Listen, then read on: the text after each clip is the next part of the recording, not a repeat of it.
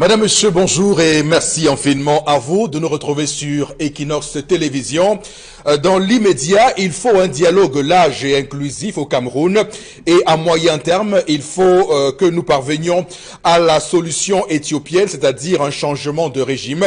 Cependant, l'intégrité du Cameroun est inaliénable du fait d'un sentiment d'appartenance qui se ressent dans les deux parties du territoire. Donc pour moi, l'Ambazonie n'a rien de réaliste. Ces propos ne sont évidemment pas de moi, vous vous en doutez, madame, monsieur. Ces propos sont de Tibor Nagy, c'est le sous-secrétaire d'État américain pour les affaires africaines.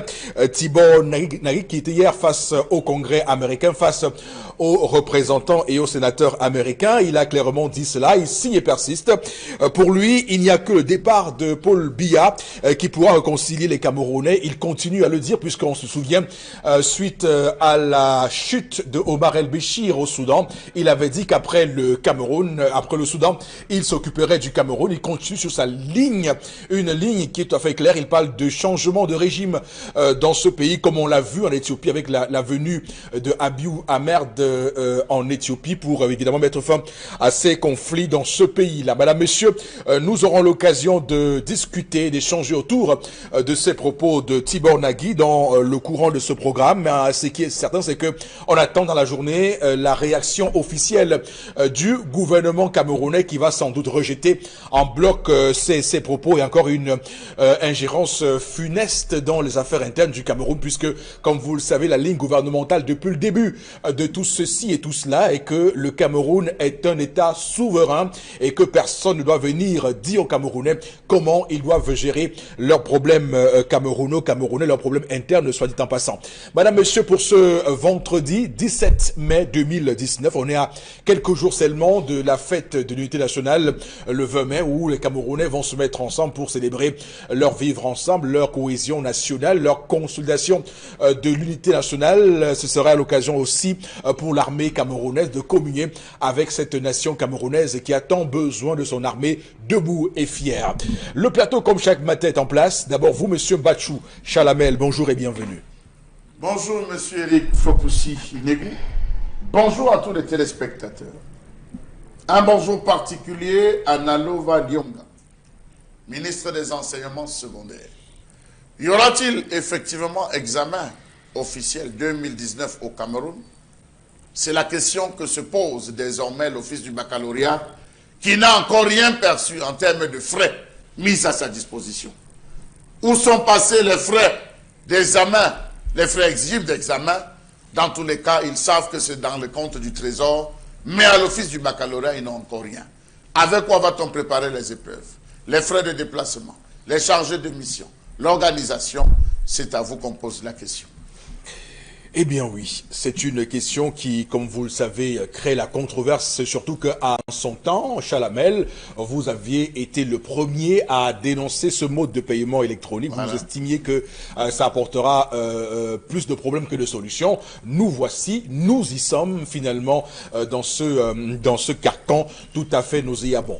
On aura l'occasion évidemment d'en parler dans nos éditions du Zénith, voilà monsieur, puisque une enquête s'impose sur ce sujet tout à fait important pour cette République, puisque c'est l'éducation qu'il s'agit, c'est de l'éducation qu'il s'agit. C'est important que nous fassions un travail de fond sur cette question. Également sur le plateau ce matin, vous, Florazé, bonjour et bienvenue. Bonjour Eric Fopoussi, merci. Bonjour à vous sur le plateau et à nos millions de téléspectateurs. J'y arrive, je reste comme Chalamel dans l'éducation avec l'école d'application groupe 2 au quartier Angounou. On est à Eboulova où là-bas les élèves, après déjà quelques jours de pluie, les élèves ont passé plusieurs heures à enlever de l'eau dans les salles de classe. C'est pas un cas isolé parce qu'en Fumbote aussi, on a eu 4 établissements scolaires qui ont vu la toiture, ou les différentes toitures de leur salle de classe voler en éclats. On se demande bien dans quelles conditions les élèves vont donc passer leurs examens officiels. Les parents sont inquiets et s'offusquent justement de ces conditions. Eric Fopoussi, on en parlera dans le cadre de la revue des réseaux sociaux.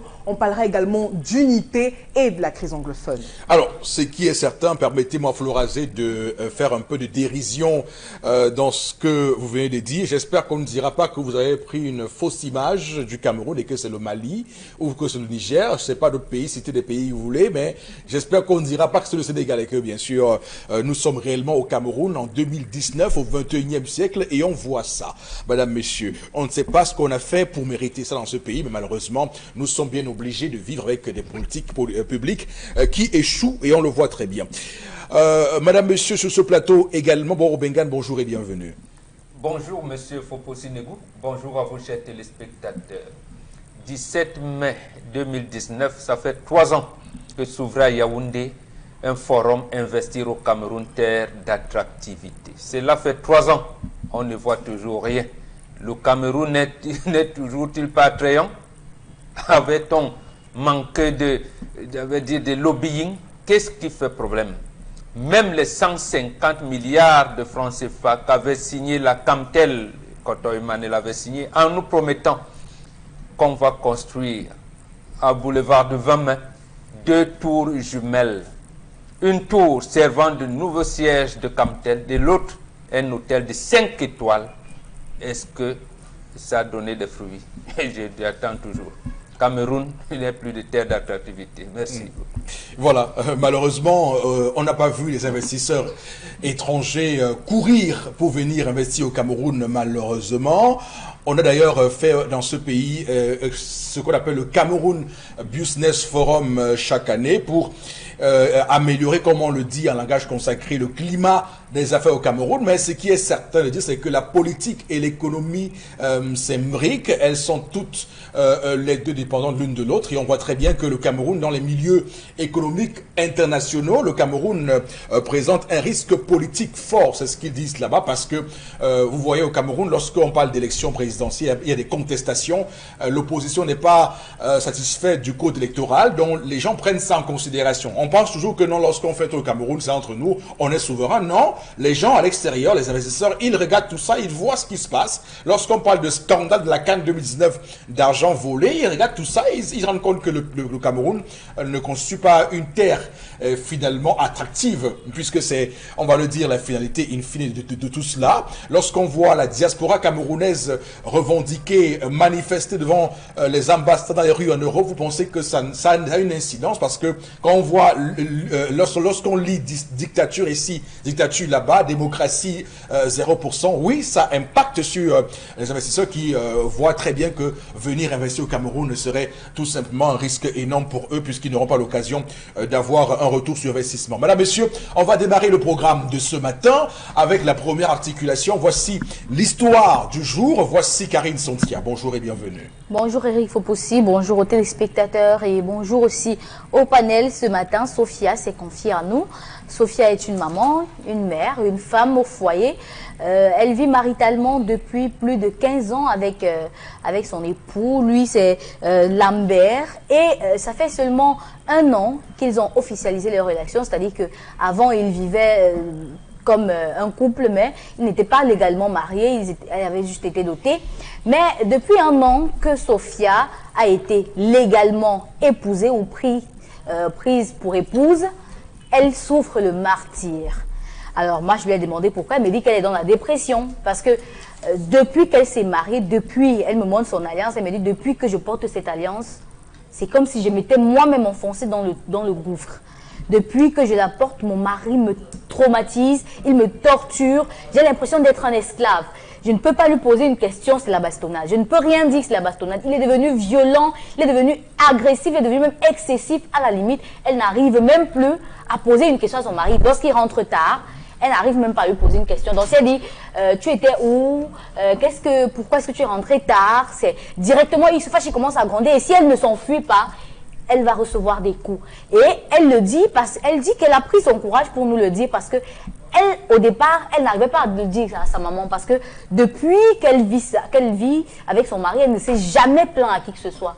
Avant, il n'était pas comme ça. Il n'était pas brutal. Il ne battait pas sur elle. Quand ils avaient même des petites discussions de couple, il sort, il part faire 1 heure dehors, il rentre et tout est passé. Mais depuis qu'il a légalement épousé Sophia, elle souffre, elle ne sait plus à quel sens se vouer. Elle nous demande qu'est-ce qui s'est passé, qu'est-ce qui explique véritablement cette nouvelle violence de son mari?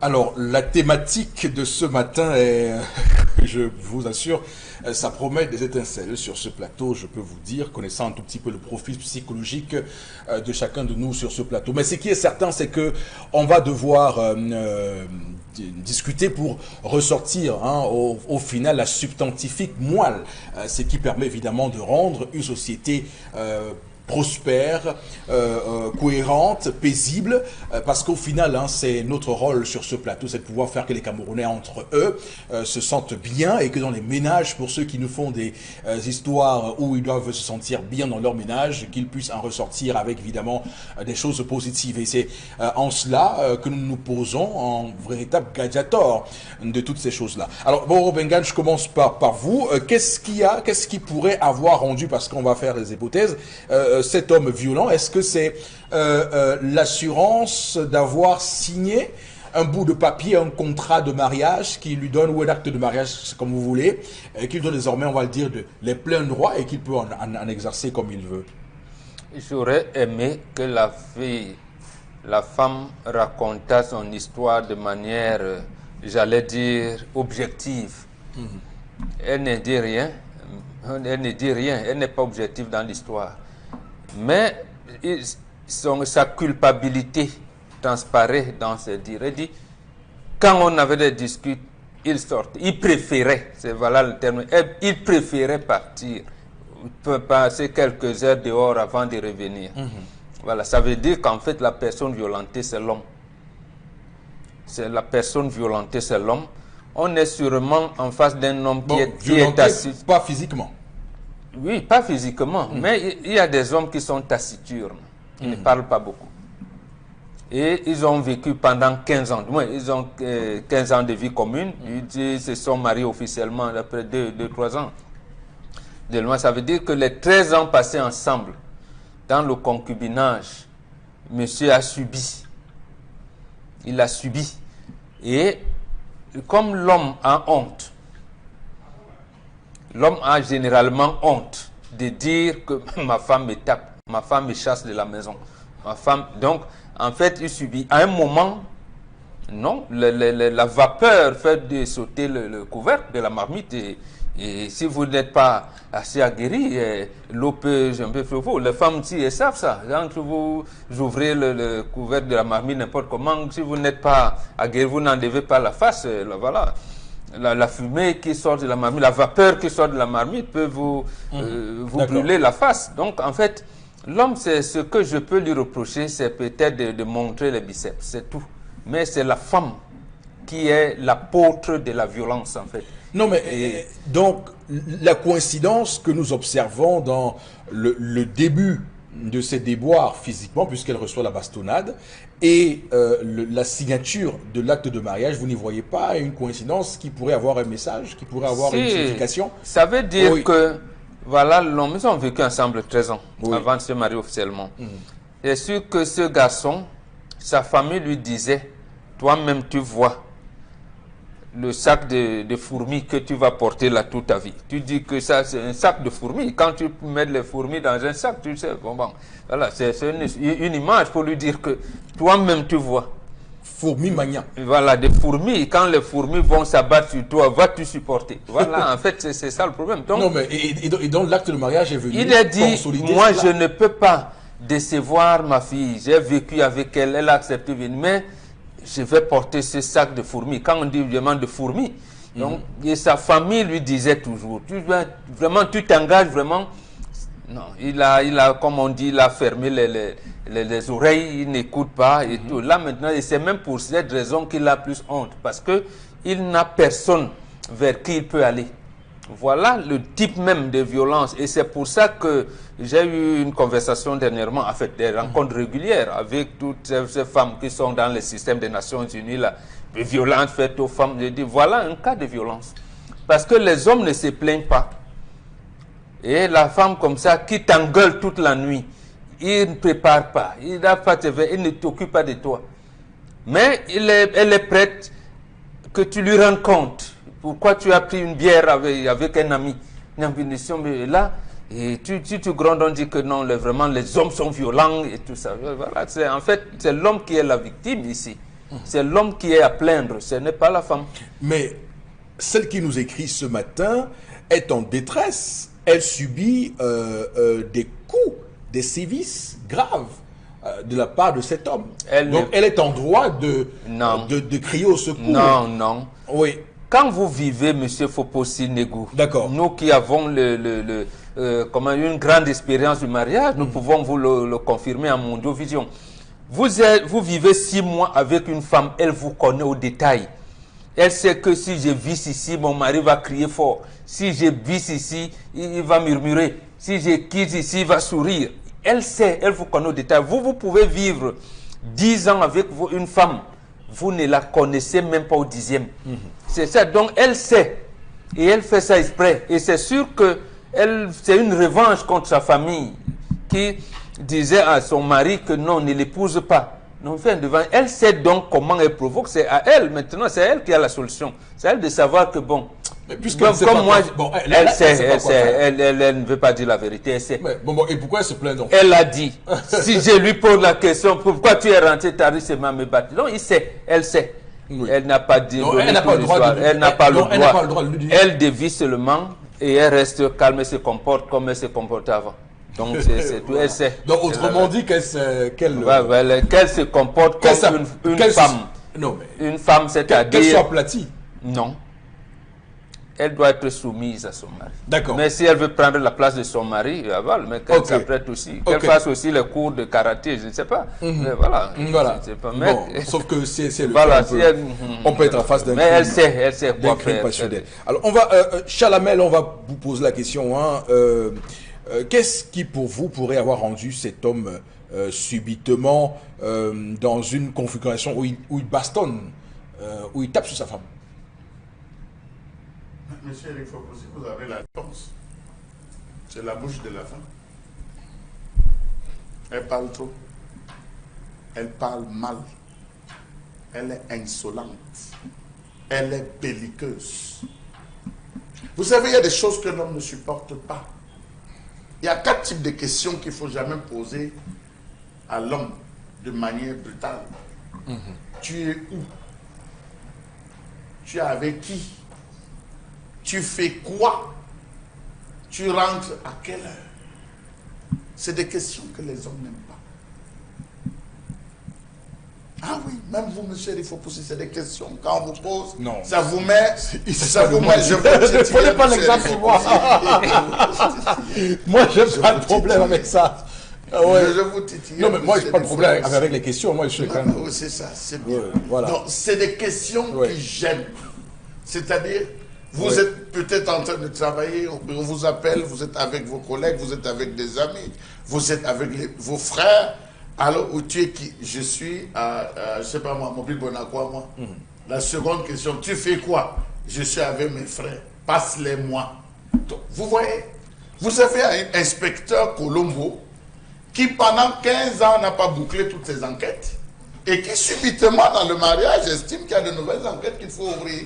Cette fois-là, changeant de casquette pour devenir Navarro. Non, je pense, monsieur Eric Fopossi, que les femmes devraient savoir que avant le mariage, non, il y a des règles. Vous avez des femmes qui vous disent que tu m'as épousé. Tu parles comme ça, tu m'as épousé. J'ai le droit, ça ne va pas, on rentre, je rentre chez nous.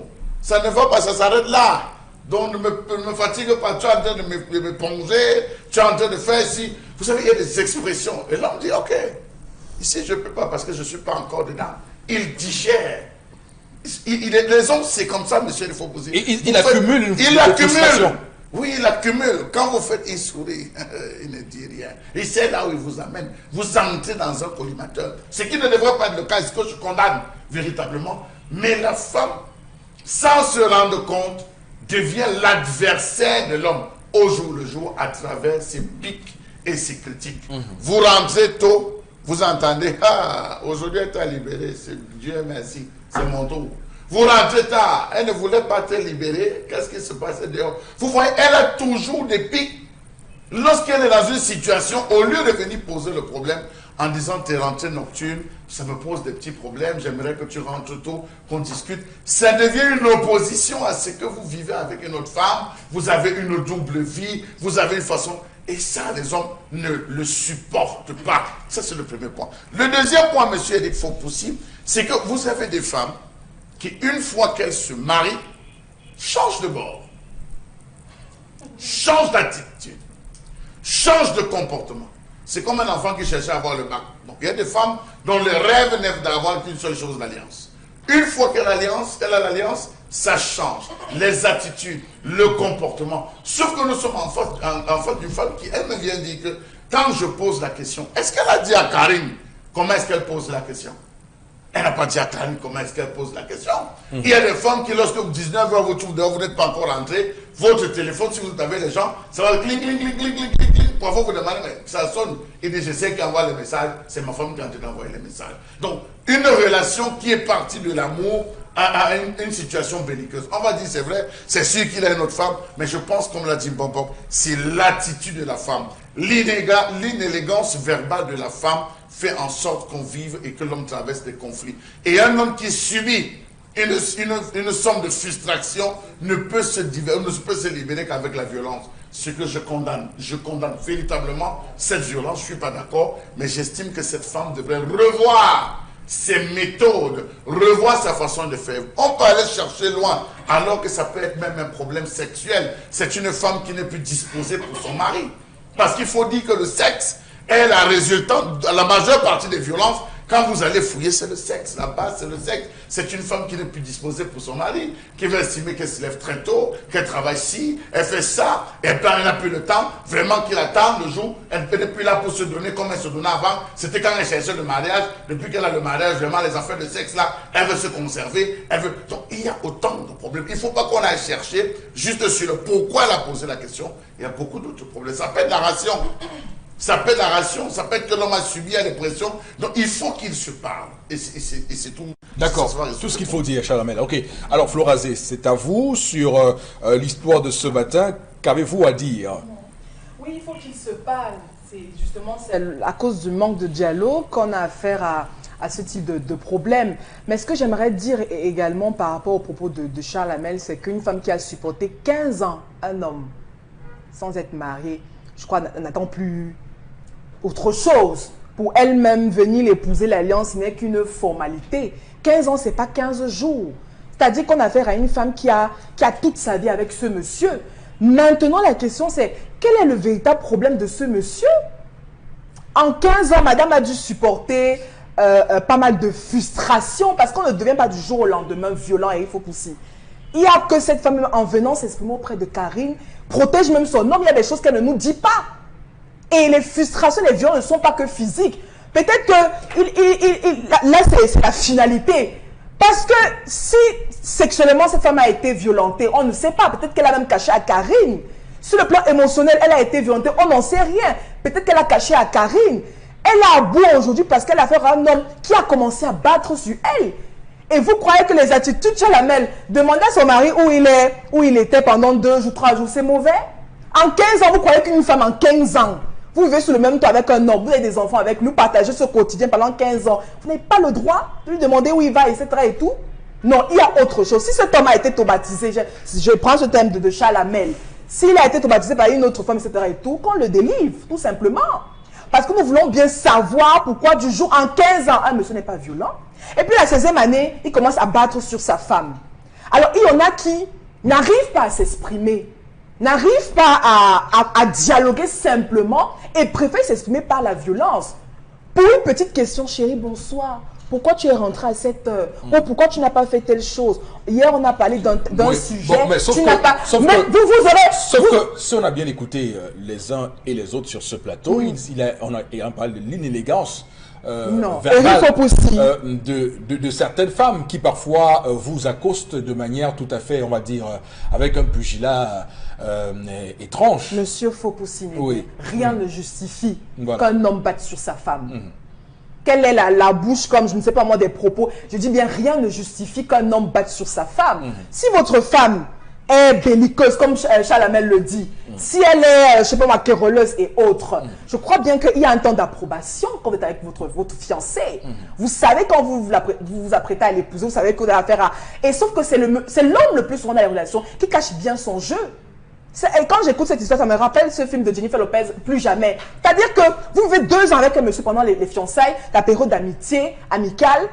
Il cache, comme Morgan l'a dit, c'est un agneau. C'est la femme qui cache. C'est-à-dire que c'est un agneau. Nous, les femmes, vous savez, tellement on vous aime et nous sommes entières.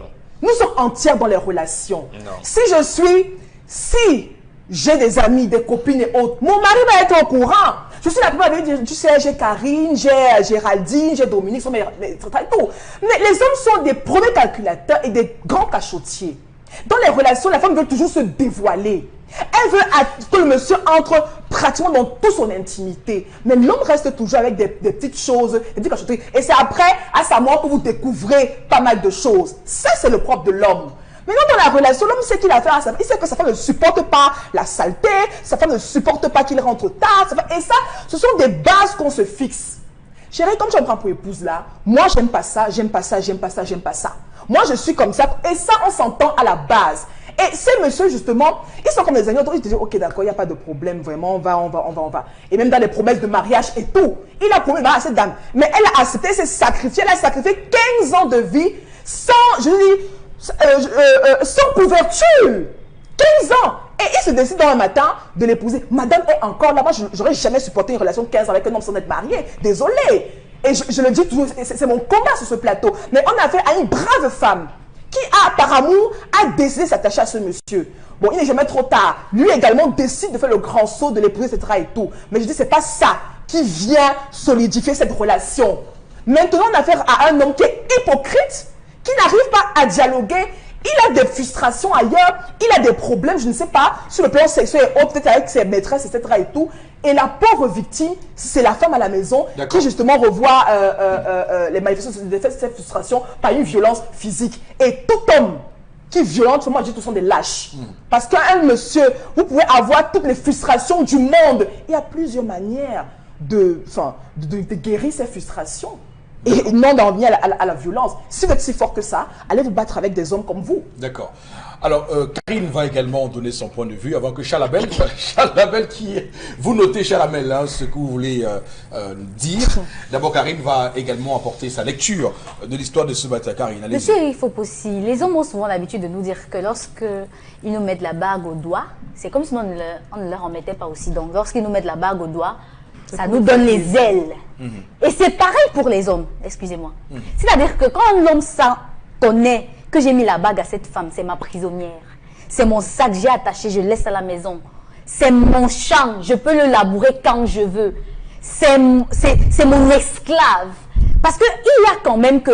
Il n'y avait pas d'engagement civil avant. Et l'homme parvenait quand même à supporter sa femme. Depuis qu'il y a l'engagement civil, il n'arrive plus à la supporter, elle est devenue belliqueuse, elle est devenue une mauvaise femme, il basserait quand il veut, s'il rentre le soir, il ne peut pas poser des questions, parce qu'il a mis la bague. Vous savez pourquoi? Parce qu'il se dit qu'avec cette bague, il contrôle tout.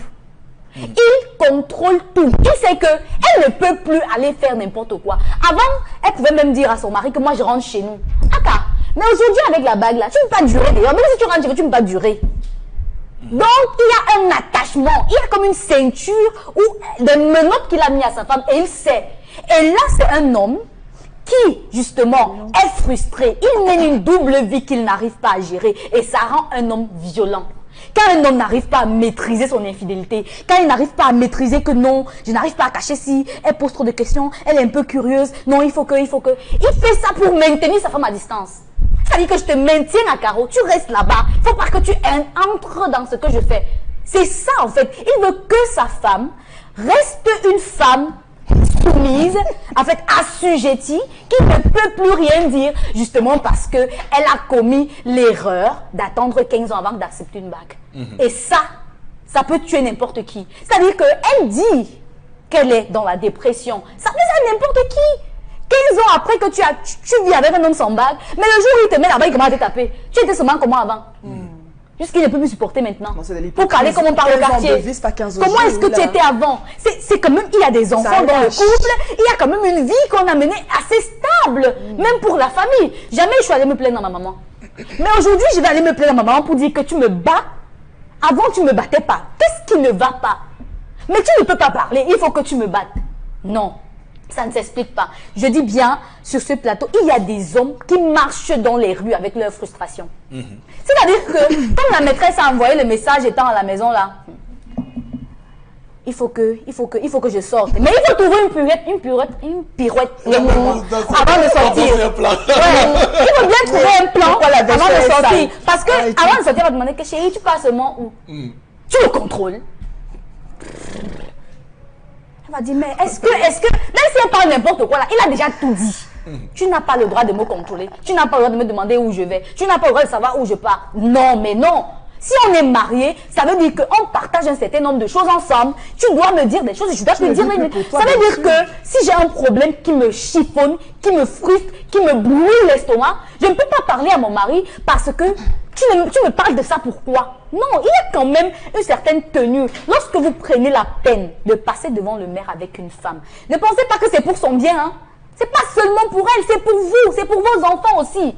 Parce qu'il y a des hommes qui pensent que, comme nous sommes allés devant le maire, j'ai retiré 50 000 francs pour les bancs, les publications de bancs de mariage, mais c'est rien du tout. C'est rien du tout. Et 15 ans. C'est rien du tout. Et 15 ans, là, tu fais pas comment tu achètes ça 50 000? 50 000.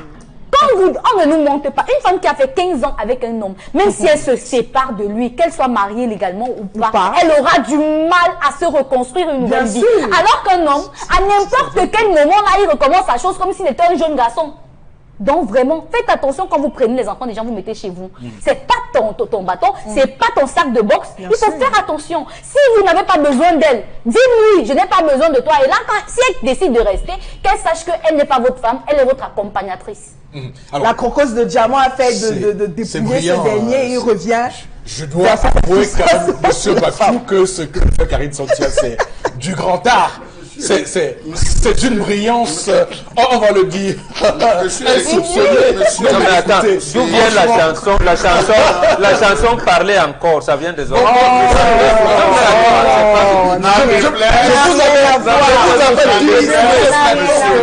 Ça parlait encore. N'en déplaise à la femme, le mariage est avant tout pour la femme, c'est pas pour l'homme. La preuve, c'est la femme qui organise tout, qui pense à tout, la salle, les couleurs, les repas, c'est la femme qui gère tout cela. Donc la femme, le mariage est avant tout pour la femme. D'où l'expression de bon parler encore. Est-ce que c'est ça qui forme le mariage à la messe? C'est qu'un détail. Monsieur Eric Fopoussi, ne procédons pas comme les églises de réveil, où lorsqu'on dit sorcellerie, verre, envoûtement, ceci. Non. Chaque fois qu'on a eu à soulever des débats sur ce plateau, les filles, les femmes sur ce plateau ont toujours pris la position de l'infidélité de l'homme, de ceci de l'homme. Jamais. Et c'est le langage des occidentalisés. Oui, il a une autre femme dehors. Oui, les frustrations de dehors. Non, ça devient redondant, monsieur Eric Fopoussi.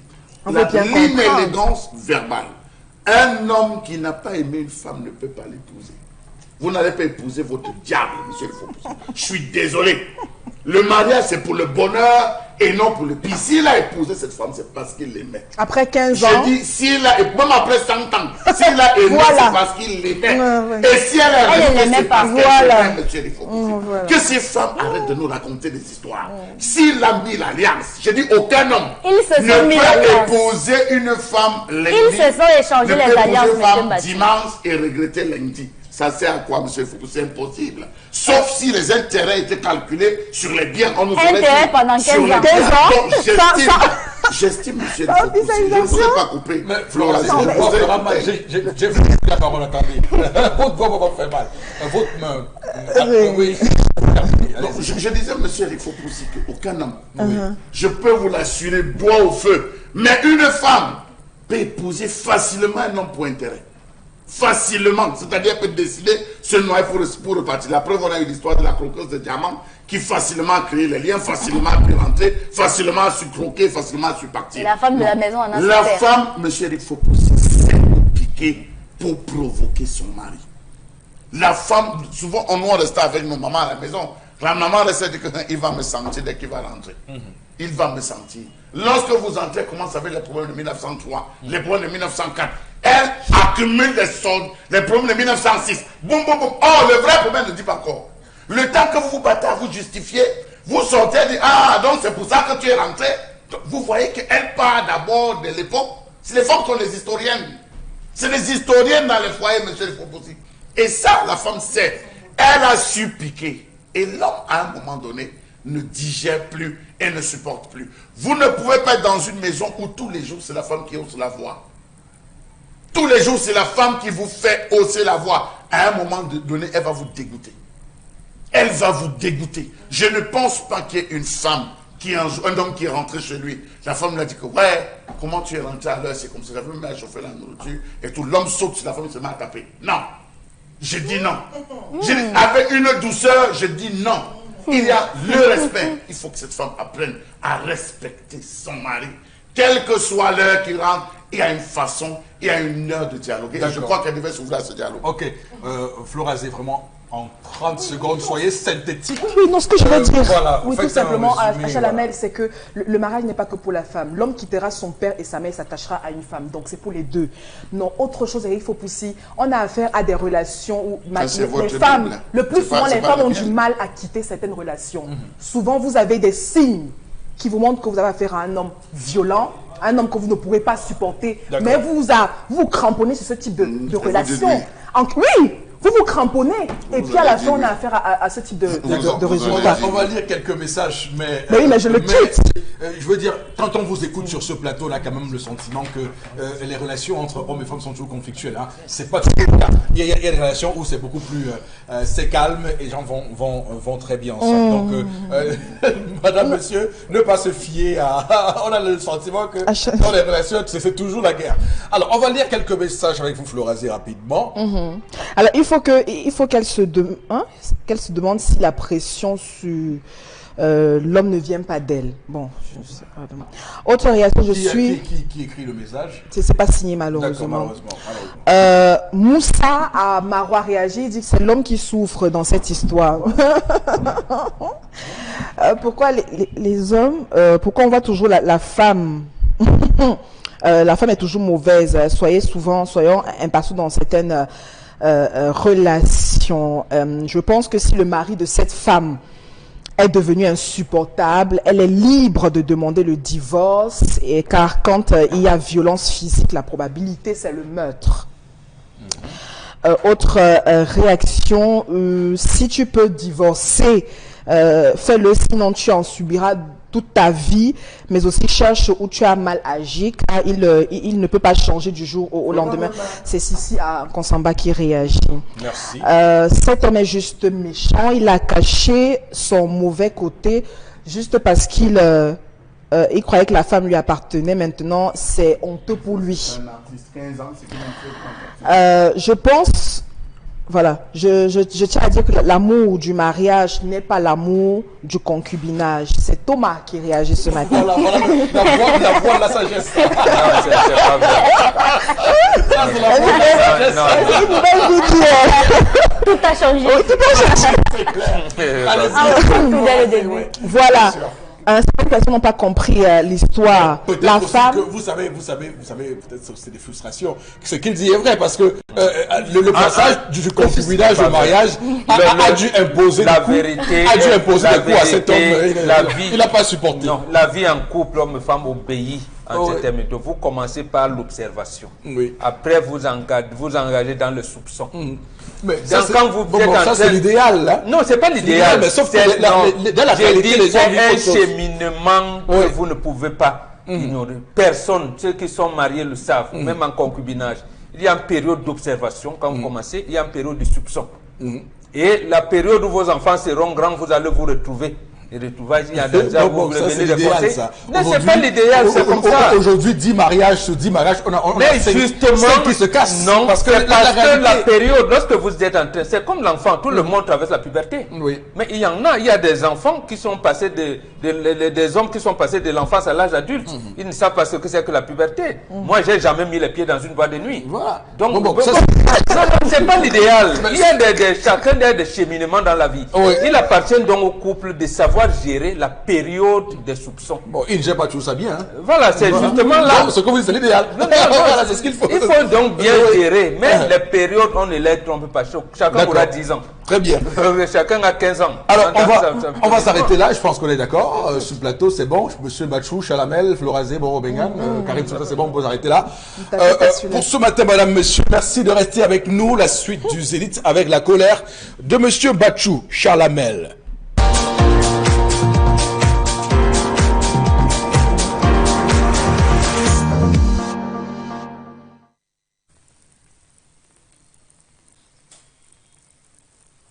Je m'interroge ce jour sur la question des entreprises budgétivores au Cameroun. Des entreprises qui ne vivent parce qu'elles sont accrochées au glucosé gouvernemental. À quoi cela nous sert-il d'avoir des entreprises qui consomment le budget de l'État sans rien apporter aux caisses? À quoi aura servi les 100 milliards de francs CFA ponctionnés en 2005 au Trésor public pour subventionner et soutenir certaines entreprises publiques? Comment comprendre que les performances de ces entreprises ont toutes été loin d'être celles attendues sans que cela ne gêne le président de la République, encore moins le Parlement? Comment comprendre que le gestionnaire en chef des entreprises publiques ne s'est pas rendu compte que le trop-plein d'entreprises publiques camerounaises sont inutiles pour le bien-être et l'emploi, inefficaces et budgétivores, un frein à l'économie, entraînant des coûts d'opportunité importants, exposant de fait le trésor à un risque important et le pays à une dégradation de sa note souveraine? Comment comprendre que nos gouvernants présentent chaque jour des milliers de projets avec d'énormes financements consentis, très souvent sous fond d'emprunt, qui des mois plus tard ne dévoilent toujours pas la visibilité espérée? Comment comprendre que depuis 2011, plus de 3 000 milliards de francs CFA ont été injectés dans les secteurs de l'énergie et de l'agriculture via de grosses enveloppes liées aux emprunts internationaux qui n'ont rien apporté au Cameroun? L'énergie est toujours absente, l'agriculture toujours brinque-ballante. Comment comprendre que des années plus tard, l'agriculture autant que l'énergie soit toujours à la traîne? Malédiction ou incompétence? Point d'interrogation. En tête de liste de ces sociétés budgétivores, on cite le gouvernement pléthorique, un parlement budgétivore, un parc automobile ruineux, des travaux publics surfacturés, des cérémonies dispendieuses, des bons de carburant exorbitants, des dépenses de carburant astronomiques. À cela s'ajoutent plusieurs ministères, notamment le ministère de l'Agriculture et du Développement rural, la Société nationale de raffinage et Camerco. Rappelons-nous que dans son rapport du 16 janvier 2019 sur le Cameroun, le Fonds monétaire international révélait que 18 entreprises camerounaises sont financièrement à risque, sans les citer. Avant ce rapport du FMI, l'on savait à partir de la loi de finances 2017 que sur une liste de 28 structures contrôlées par l'État, 12 sont régulièrement déficitaires. À commencer par l'ANAFOR, Agence nationale des forêts, qui en 2015, on se souvient, avait un résultat net de moins 31,185 millions de francs CFA. Pourtant, l'exercice précédent, dont notamment 2014, était pire avec moins 132 millions 309 000 francs CFA. Au cours de la même période, on se rappelle, la compagnie aérienne nationale Camerco avait atteint un déficit de 10 milliards 101 millions de francs CFA et moins 17 milliards 318 millions de francs CFA en 2014. On s'était levé, les Camerounais, les experts, pour dire il fallait arrêter avec Camerco, il fallait arrêter la saignée, mais on a dit en haut, l'entrepreneur en chef, qu'il faut continuer. On avait ajouté la Cameroun Postal Service, elle aussi déficitaire, d'un montant de 2,271 milliards contre 2,9 milliards de francs CFA en 2014. On avait demandé d'arrêter la saignée, on a fait comprendre que non, les choses allaient fonctionner, l'État s'est engagé à subvenir et à augmenter le volume du glucosé financier.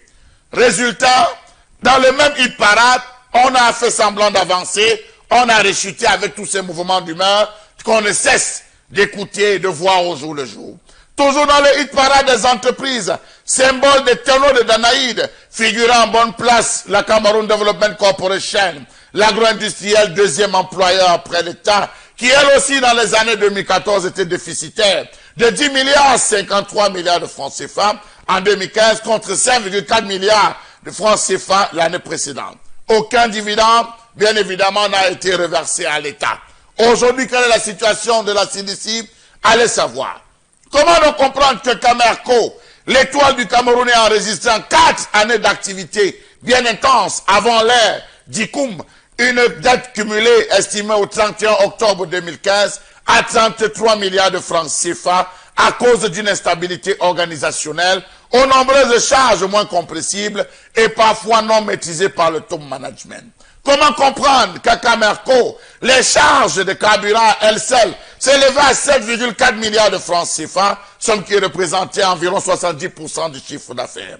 Comment comprendre que les charges de catering, à cette époque, étaient à plus de 99 millions de francs CFA d'estimation? Que celles de l'assistance au sol et la maintenance des avions étaient respectivement à 3,129 milliards de francs CFA et à 1,567 milliards de francs CFA. Les opérateurs sont montés pour dire « Arrêtons le massacre ».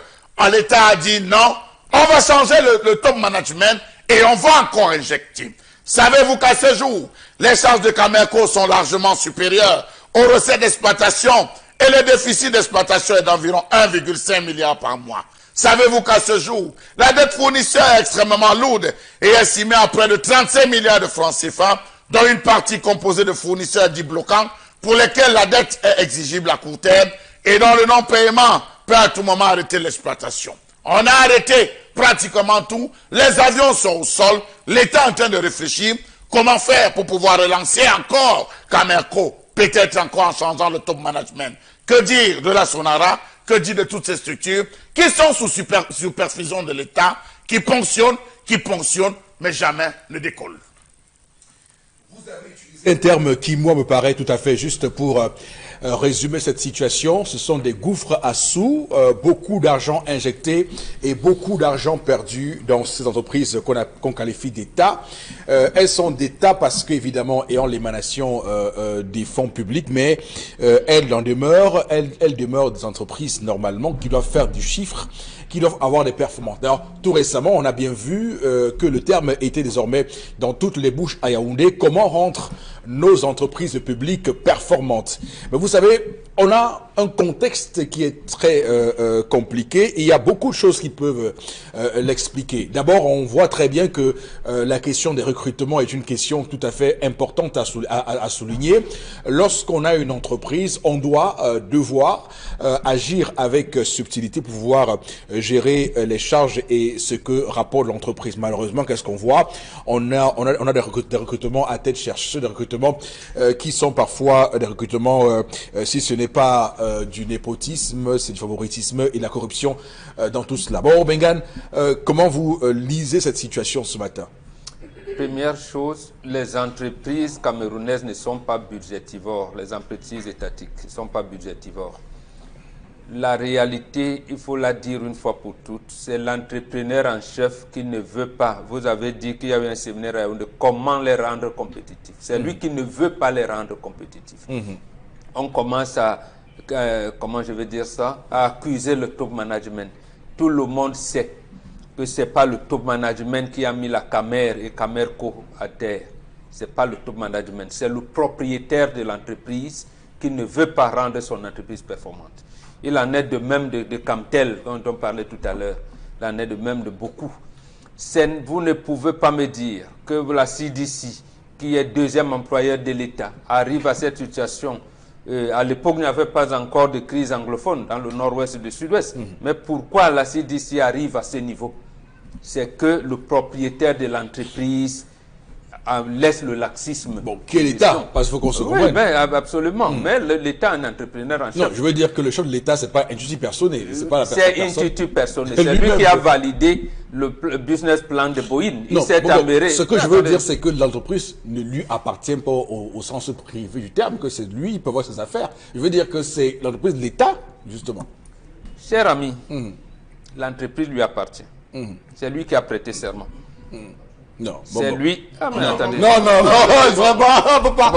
si on parle de ce principe-là, il est le chef de l'État. Donc, c'est lui qui dirige l'entreprise. Mais l'entreprise appartient à l'État du Cameroun. Qui peut lui survivre? Pourquoi il laisse les gens qui doivent passer 9 ans à la tête de l'entreprise faire là 18 ans? C'est lui. Il n'y a pas question. Ça commence à dire, si vous voulez, je vais vous faire l'histoire du truc. Lorsqu'il se retrouve à Bamenda, au congrès dit de la maîtrise économique, le congrès de l'UNC qui est ouvert le 12 février 1980 à Bamenda, et vous lisez la résolution de politique générale, de politique économique qui sort de là. D'abord, le terme, comment on l'appelle, rigueur moralisation. Aïdjo a dit ceci. Ce discours avait d'ailleurs duré 4 heures 12 minutes. Il a dit, je cite, « Pour les 5 prochaines années, la conduite du pays exige vigilance dans l'action quotidienne, rigueur dans le travail et moralisation dans les affaires. » On commençait déjà, fin de citation. Et lui, l'entrepreneur en chef d'aujourd'hui, fait la première interview à Cameroun Tribune, mardi le 18 janvier 1983, où il répète ces mêmes mots. Lorsque vous dites, vous m'avez pris au mot tout à l'heure en disant, on lui a dit la Cameroun. Mais pourquoi ne peut-il pas exiger que tous les hauts fonctionnaires voyagent par Camerco et qu'ils payent cash? Quand ils payent Air France, Ethiopian, c'est tout, ils payent cash. Donc c'est lui qui donne cette orientation-là. Ce n'est pas le top management de Camerco qui viendra prospecter au sein de ceux à qui appartient l'entreprise. Ce n'est pas possible. L'imprimerie nationale est où? C'est pas lui qui peut dire, là maintenant, pourquoi on envoie ces trucs à la SOPECAM. Je ne dis pas que la SOPECAM aussi est nationale. On peut donc regarder d'autorité équilibrée. Dire par exemple à, je ne sais pas moi comment vous l'appelez, à Elecam, vous imprimez les bureaux, les bulletins à la SOPECAM, les autres choses à l'imprimerie nationale. On répartit le journal officiel imprimé là-bas, ainsi de suite. C'est comme ça qu'on oriente. D'accord. C'est comme ça qu'on oriente des choses. Il est hors de question que dans un État sérieux, ceux qui s'occupent de l'agro-industrie soient en faillite. Ce n'est pas possible. Que CDC soit en faillite, ce n'est pas possible. C'est même incompréhensible que CDC soit en faillite. Que la Sonara, on vous dit, l'essentiel de beaucoup de choses ici ont été faites par l'argent du pétrole. Mais vous me dites, la Sonara est en déficit. D'accord. Et tout le monde sait également, même le chantier naval dernièrement, tout le monde sait qu'il y a au moins 2 directeurs généraux qui ne doivent pas se retrouver en prison. Parce qu'ils ont montré qu'on peut avoir de l'argent, notamment Charles Metouk et Fordidam. Ils font quoi en prison? D'accord. Donc en fait, c'est le propriétaire de ces entreprises-là qui avait prêté serment. Tout le monde, l'État du Cameroun n'a pas prêté serment. Hein. C'est une seule personne qui a prêté serment. Qui a dit qu'il va nous laisser dans la prospérité. Nous faire non, donc je réponds à la question fondamentale de Charles Hamel. Mais sauf que nous sommes d'accord avec vous qu'il y a un responsable. Ça nous sommes d'accord avec vous. Votre lecture, tout à fait.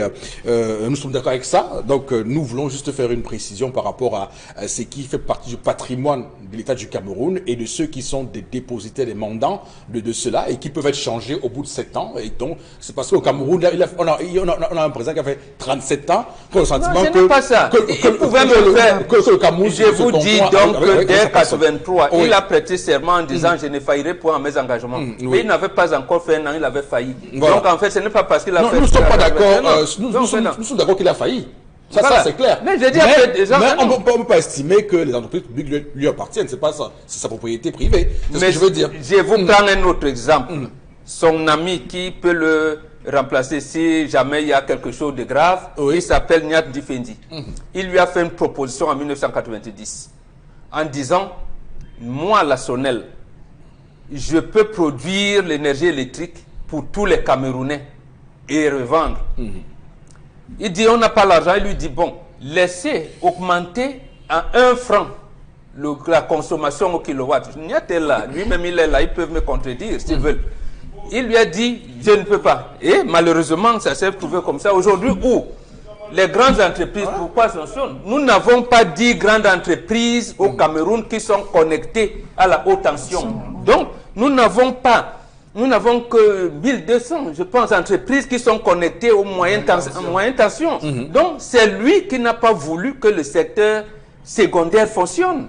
Et il nous parle de l'industrialisation. Donc, en fait, les top management de ces entreprises n'ont pas de problème. C'est l'entrepreneur en chef. Bon, ils ont aussi leur part de responsabilité. Mais qu'on les enlève. Oui, ils ont aussi leur part de responsabilité. On va s'arrêter là pour cette première partie. On va continuer à nourrir ce débat dans un moment avec vous, mesdames, messieurs. Merci de rester sur Equinox Télévision. Sur ce plateau, madame, messieurs, ressortant d'une pause tout à fait, on va dire, très houleuse avec monsieur Batchoucha Lamel et tout le plateau ici présent. Madame, messieurs, on va démarrer cette deuxième partie. Nous sommes le vendredi 17 mai 2019. Nous parlons des sujets qui concernent l'avenir de ce pays et vous comprenez que parfois nous sommes dans, on va le dire, dans l'extase totale parce que nous sommes éminemment des patriotes. Alors, nous sommes des patriotes éminemment. Alors, Florazé, on va lire quelques messages avec vous, je vous en prie. Oui. Alors, on a ce message qui nous vient de Yaoundé qui dit, alors c'est l'État qui bloque Amerco au sol. Lorsque les avions sont arrangés, le DG fera le reste, que les administrateurs civils arrêtent également de bloquer ce dossier de Camerco à Yaoundé. C'est important aussi. Oui, absolument, c'est vrai. On doit, je ne sais pas pourquoi, d'ailleurs, je pense que c'était l'économiste qui nous faisait la confidence tout récemment, sur le profil des personnes qui sont recrutées dans ces entreprises publiques. Il y a beaucoup de personnes sorties de l'ENAM qui écument ces entreprises-là. Alors qu'ailleurs, on voit les gars de HEC, des gars qui ont des MBA, oui, tout ça, qui viennent faire qui viennent porter ces entreprises-là. Au Cameroun, par exemple, nous avons les SEC qui peut servir, par exemple, de pépinière pour la formation de tous ceux qui viendront porter ces entreprises-là. Mais malheureusement, c'est pas le cas. J'ai même vu que sur le plan de la communication, parfois, vous voyez des entreprises qui sont de très grandes entreprises, mais quand on monte une campagne de communication, comme vous êtes étonné que maintenant, ils ont tous les budgets qu'ils ont, mais c'est ça qu'ils font. Donc, il y a des choses qu'on peut faire. Bien sûr que le président Paul Biya a sa part de responsabilité qui est prépondérante, mais il faut aussi que derrière, il y ait des choses qui puissent porter et que toutes les... Qu'est-ce qui l'a empêché? Vous avez parlé de l'école des sciences économiques et commerciales, des SEC de Douala. Qu'est-ce qui l'empêche de faire une jonction entre les produits ESSEC et les entreprises parapubliques? Pourquoi ne le fait-il pas? Puisque depuis le moment où il a été construit en partenariat avec le HEC de Montréal.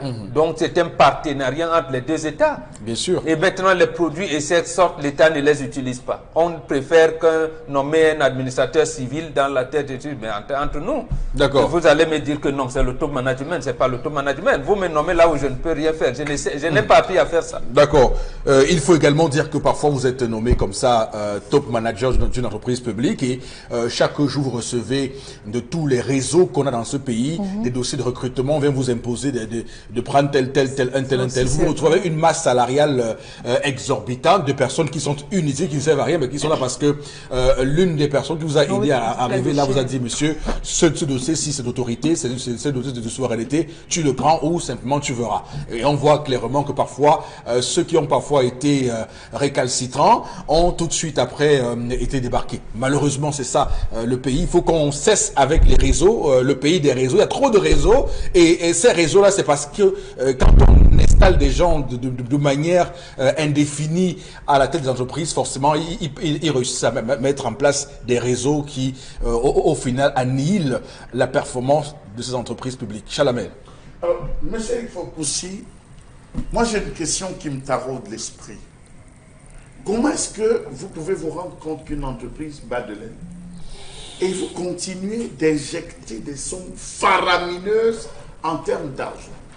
À un certain moment, notamment la période de janvier à février ou mars, on nous a fait comprendre que Camerco avait réalisé les plus gros budgets, les plus beaux, comment on va dire, résultats sur le plan financier. Elle avait étendu les flottes, on allait jusqu'à les vols, on allait à l'extrême nord, on pouvait aller partout dans le Cameroun désormais. C'est vrai que les coûts étaient très élevés, mais on avait ouvert quand même. Les gens pouvaient quitter le vendredi, aller passer le week-end à l'extrême nord, rentrer le lundi. Alors c'était ouvert, les gens se disaient ok ça va. Et du coup flou. Qu'est-ce qui n'a pas marché? Voilà. Est-ce que c'est ces réseaux qui vont puiser dans les bénéfices de Camerco? Ou bien c'est Camerco qui dépense de l'argent? Allons voir dans la fourchette salariale des différents employés qui touchent combien, le directeur lui-même il touche combien. Est-ce que ce n'est pas à ce niveau qu'il faut calculer? Et encore qu'on se retrouve avec plus de 3 mois d'aéré de salaire, on se retrouve avec des primes par-ci, des avions qui sont au sol, plouf, l'entreprise est plantée. Allons voir la Sonara. La Sonara que le FMI a baptisé être le plus grand emprunteur du Cameroun, parce que lorsqu'il fallait avoir 200 milliards de francs CFA pour la modernisation des équipements à Sonara, elle s'est tournée vers les prêts bancaires. À cause de quoi? L'État ne paye pas. Alors dites-moi, monsieur le Foposi, l'État a des bons de carburant. On prélève le carburant à Sonara, on utilise, on ne paye pas. Quand même qu'on fait des voyages, on va à l'étranger, c'est des suites, c'est des mobilisations des personnes, ils vont se reposer, ils vont s'amuser, on ne paye pas. Qu'est-ce que vous voulez? Voilà. Qu'est-ce que vous voulez? Et c'est un grand débat. D'ailleurs, on parle parfois d'austérité comme étant un terme, on va dire, qui sent pas bon, donc qui est nauséabond, qui est nauséeux, et pourtant c'est normal. Si une entreprise ne marche pas, écoutez, ce qu'on fait, c'est qu'on essaye de voir dans quelle mesure on va réduire les charges. S'il y a des personnes qui ne foutent rien, il faut le mettre de côté pour réduire les charges de l'entreprise ou la rendre plus performante. Arrêtez et repensez la structure, monsieur le Foposi. Oui, c'est ça qu'on appelle justement faire les cuits d'austérité. Ça veut dire qu'on essaye de voir les dépenses superflues qui ne servent à rien pour rendre l'entreprise efficace, pour la mettre en mouvement. C'est ce qui se passe généralement lorsque un chef d'entreprise, par exemple, trouve qu'il y a des soucis je dis pas du privé là maintenant, qu'il y a des soucis, il fait en sorte de pouvoir donc faire des coupes budgétaires pour rendre l'entreprise beaucoup plus à même de faire un saut vers l'avant. Karine, vous allez également dire un mot là-dessus. Monsieur Mathieu a soulevé parmi ces entreprises budgétivores les ministères, qui aujourd'hui, quand même, leur nombre vraiment incroyable devient quasi non, en fait, ça tue l'importance même de l'existence d'un ministère. C'est-à-dire qu'ils sont tellement nombreux que chaque ministère, chaque année, a besoin d'un budget pour fonctionner. Et avec tous ces employés que ça comporte, ça devient lourd pour un État comme le Cameroun, qui a un PIB aussi faible. Bon, juste rappeler que, bon, enfin, là, le parallèle qui a été fait avec le ministère, c'est genre pour dire que tout ce qui est fait au Cameroun, on le fait dans la surabondance. Hein. C'est pas que on voulu dire que les ministères des entreprises, ça vaut des charges, ça la paix. Vous avez juste voulu prendre un exemple pour dire que voilà, on va partout, c'est comme ça, il y a une surabondance, on recrute partout, on normal les ministères, on normal les postes, on fait tout. Donc c'était un peu le parallèle, Karine, allez-y, oui. Je vais quitter de là pour parler aussi de Camerco. On va quand même dire que c'est l'État le problème depuis la base, mais on va noter qu'en 2013, entre 2013 et 2015, la Camerco a eu environ 57,4 milliards de francs de CFA de prêts pour réhabiliter l'entreprise. C'est-à-dire entre 2013 et 2015, nous sommes en 2019. Aujourd'hui, Camerco peine à avoir un avion pour voler ne serait-ce qu'au Cameroun, c'est-à-dire à l'intérieur du pays. Ça devient compliqué. Qu'est-ce qui se passe dans nos entreprises? Est-ce que c'est un problème du top management? Le top management de ces entreprises, c'est qui? Est-ce que ce sont les directeurs de ces entreprises publiques? Est-ce que ce sont les directeurs est-ce que c'est le président de la République? Est-ce que c'est le gouvernement tout entier? Parce que on remarque quand même que tout bat de l'aile dans ces entreprises privées. Et avec encore cette crise anglophone où on annonce que la CDC est en train de s'approcher vers la fermeture des portes, ça devient encore très important. Ok, entreprise publique. Alors, vous avez oui. même oublié la Campost, monsieur Eric. Oui, la Campost, c'est ses atermoiements. La Camtel, on peut tout citer la Camtel. On a réinjecté de l'argent dans la Campost pour redorer le blason. Oui. Tentative de grève des employés qui ont réinjecté. Mais c'est grave. Il faut tout simplement, comme vous l'avez dit, des mesures d'austérité. Et on passe à autre chose, monsieur. Bien sûr. C'est trop d'argent qui sont dépensés chaque exercice pour des résultats nuls. Voilà. Oui, Flora Et puis après, justement, c'est comme ça qu'on justifie les dépenses. Hein? C'est-à-dire qu'on injecte, puis justement, par rapport à un autre projet qui a échoué, on vient justifier que justement, il a fallu pour réhabiliter, non. Ça fait très mal parce qu'on parle quand même du patrimoine et puis justement on conclut qu'il y a une mauvaise politique de la gestion du patrimoine au Cameroun qui a échoué. Mais qui est maintenue justement pour essayer de contenir la corruption. Tout simplement. Il y a quelques jours également, oui, l'ADC réitérait le fait que la Camerco a donc annulé ces 7 lignes régionales. Ça encore, c'est très grave.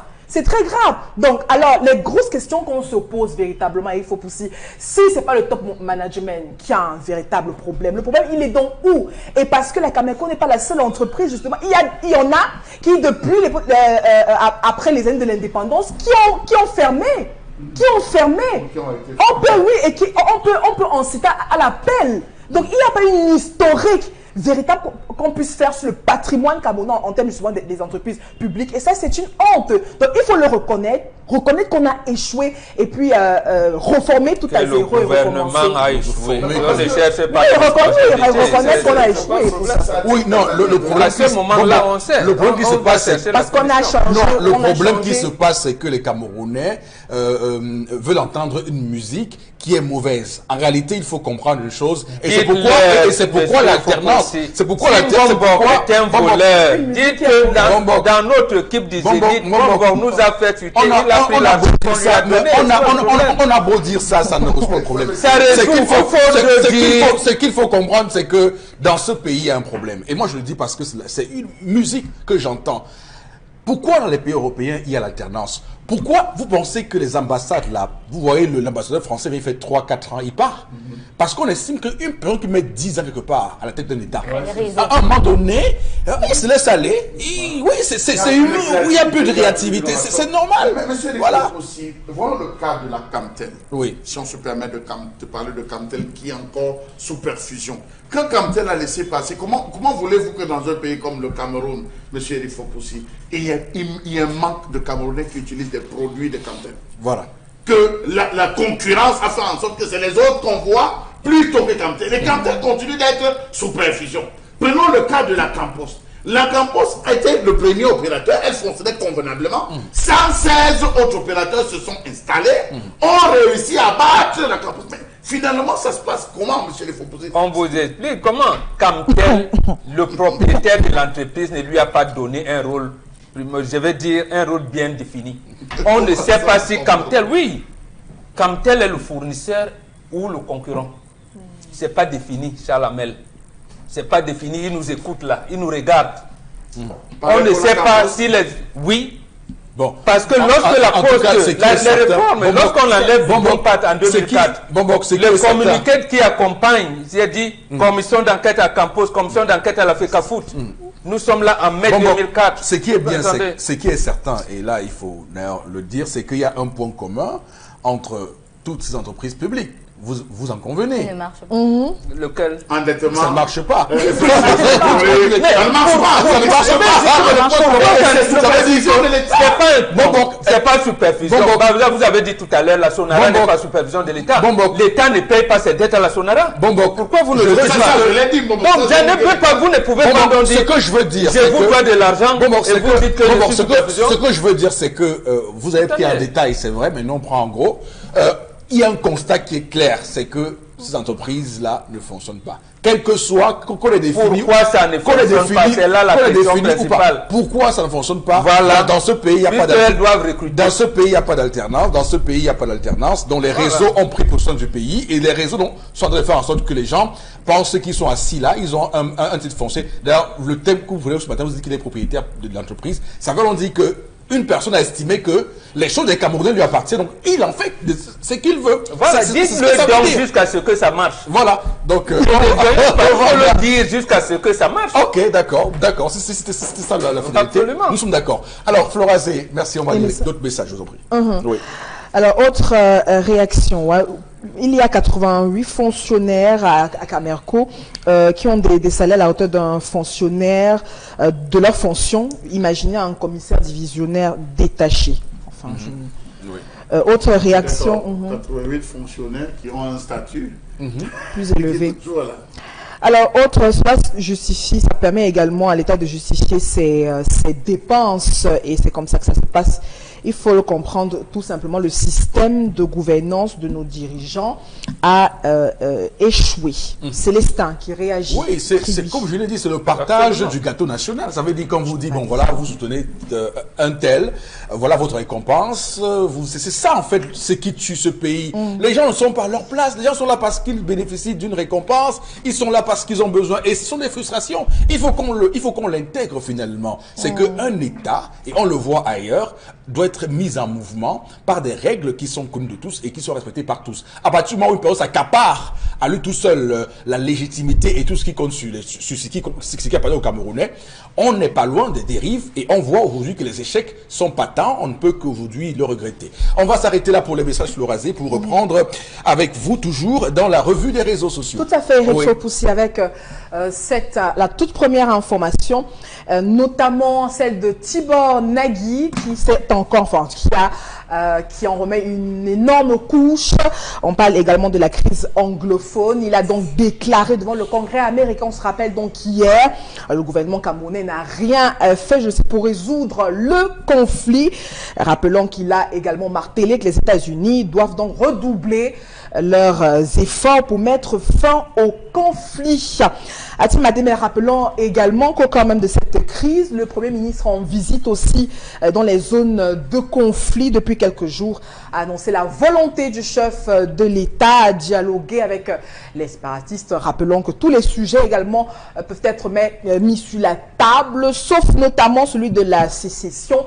Le sous-secrétaire d'État américain aux affaires africaines a donc développé devant le Parlement justement ces insuffisances un tout petit peu chargé également et mis la pression encore une fois de plus, Eric Fopoussi, au gouvernement camerounais. Pour l'heure, sur la toile, les internautes s'interrogent et attendent tout simplement une autre réaction du gouvernement face à ces déclarations. Oh, mais c'est clair que c'est insomnie, le gouvernement est dans l'insomnie. C'est clair que la joie apportée par les Chinois, vous le savez, il y a 48 heures, a été de courte durée, parce qu'on le voit très bien, il y a eu un rebondissement. Vous savez, c'est ça la géostratégie, hein. C'est pas pour rien qu'il l'a parlé hier. Et c'est intéressant de voir ce qui se passe. D'abord, j'aimerais quand même dire quelque chose qui est intéressant, c'est Peter Henry Barlerin qui avait commencé. Hein. On s'attaque sur Tibor Nagui, pourtant lui il est venu juste pour continuer. Ouais, c'est monsieur Peter Henry Barlerin qui avait commencé à dire au président Paul Biya de faire comme George Washington et de sortir par la grande porte. Il l'avait dit, et souvenez-vous, à l'époque, ça avait fait beaucoup de bruit.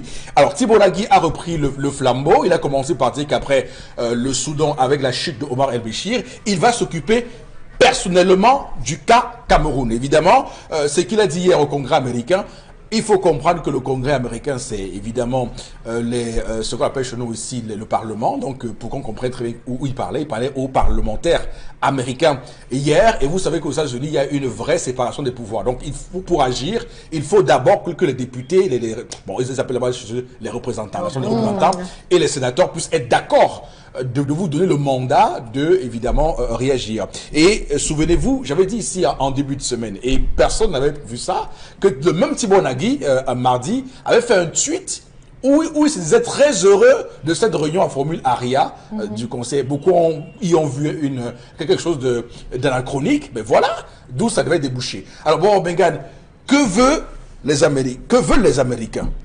Ils veulent saccager le Cameroun comme ils ont fait au Venezuela. Vous voulez que je continue? On va pas, non mais écoutez, on ne va pas, on va pas le dire. Il a dit lui-même, vous avez répété, oui. Après le Soudan, je vais m'occuper personnellement du Cameroun. Qu'est-ce qu'il a fait au Soudan? Il a saccagé le Soudan. Non mais bon. Donc il veut donc saccager le Cameroun. Soudan, on avait quelqu'un qui a fait 30 ans au pouvoir, c'est inadmissible. Je veux dire que dans un pays, il faut l'alternance.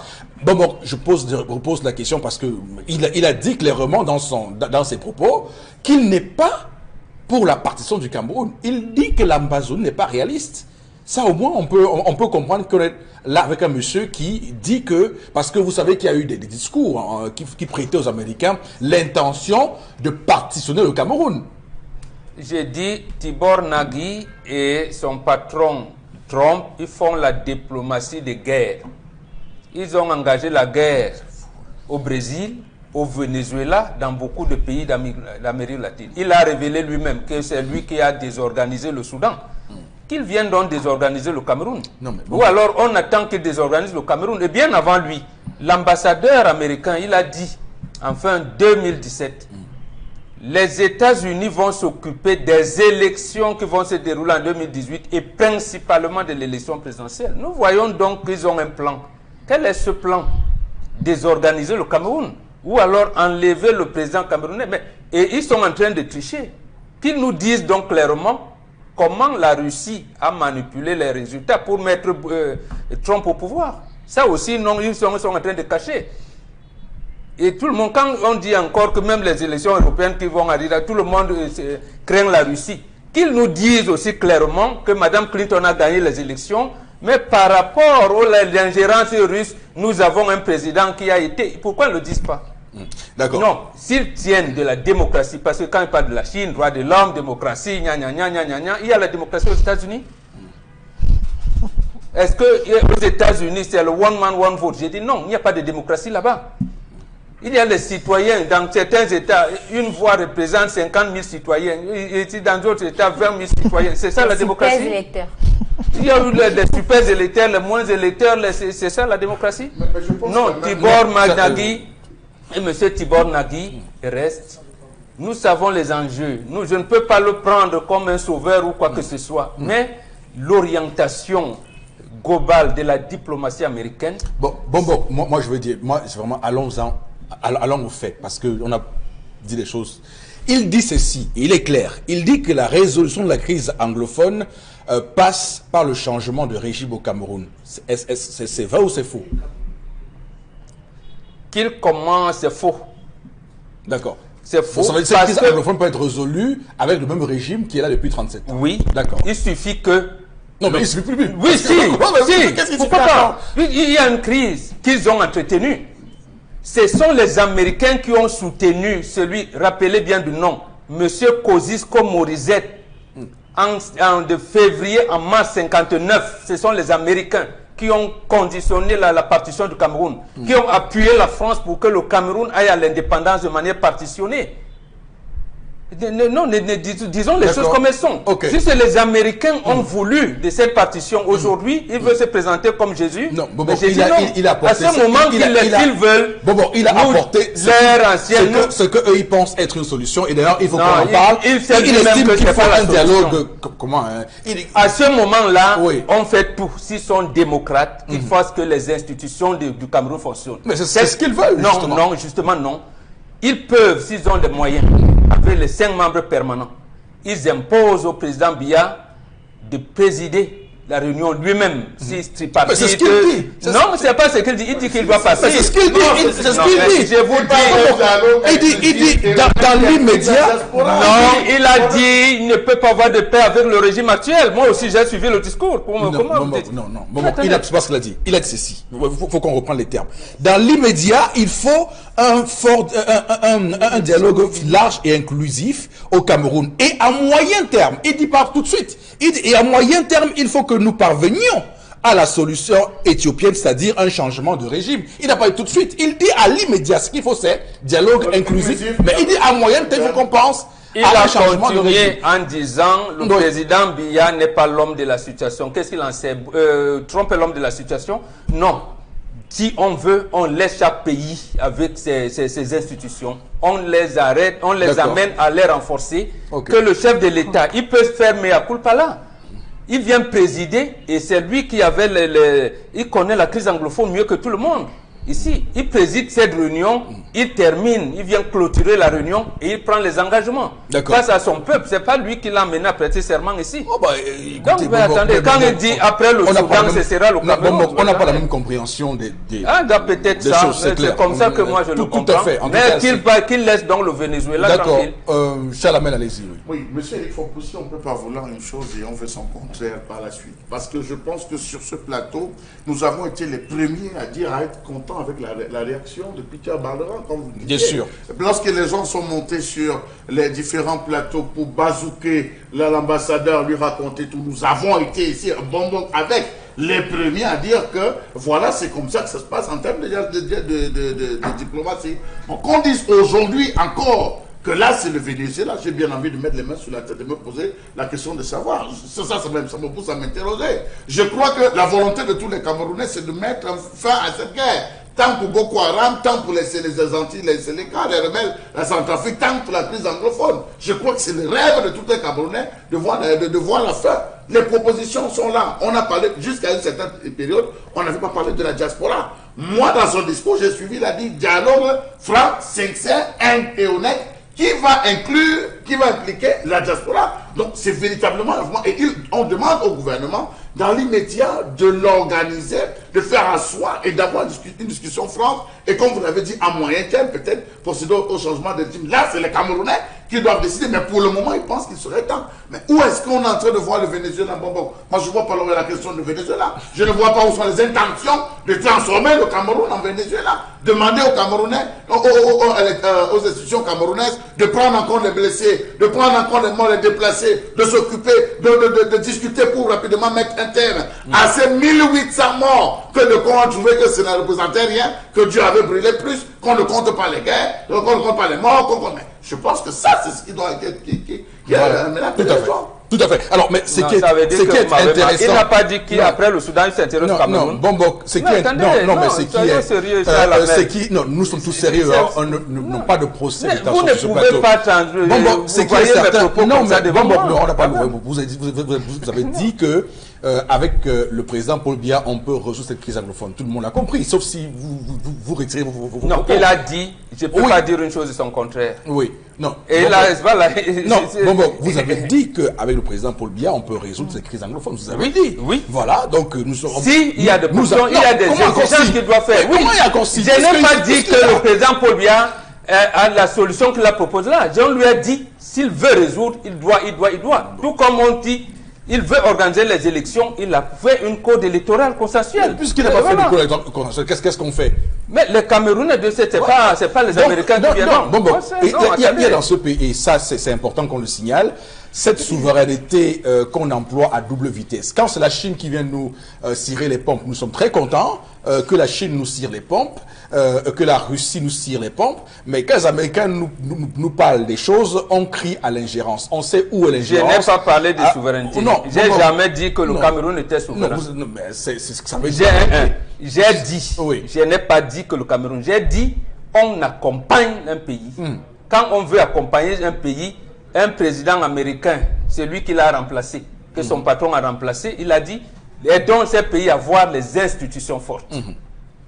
C'est un président Obama qui l'a dit. C'est des blocages, mais voilà, mais lui, il fait le contrepoids à Obama. Il faudrait qu'on applaudisse. Ils sont dans une logique de continuité, puisque Mike Pompeo, qui est aujourd'hui le Department State, le Government State aux États-Unis, lui, il était l'ancien directeur de la CIA au temps d'Obama. Donc, même si les Américains ne sont pas dans une logique où ils font...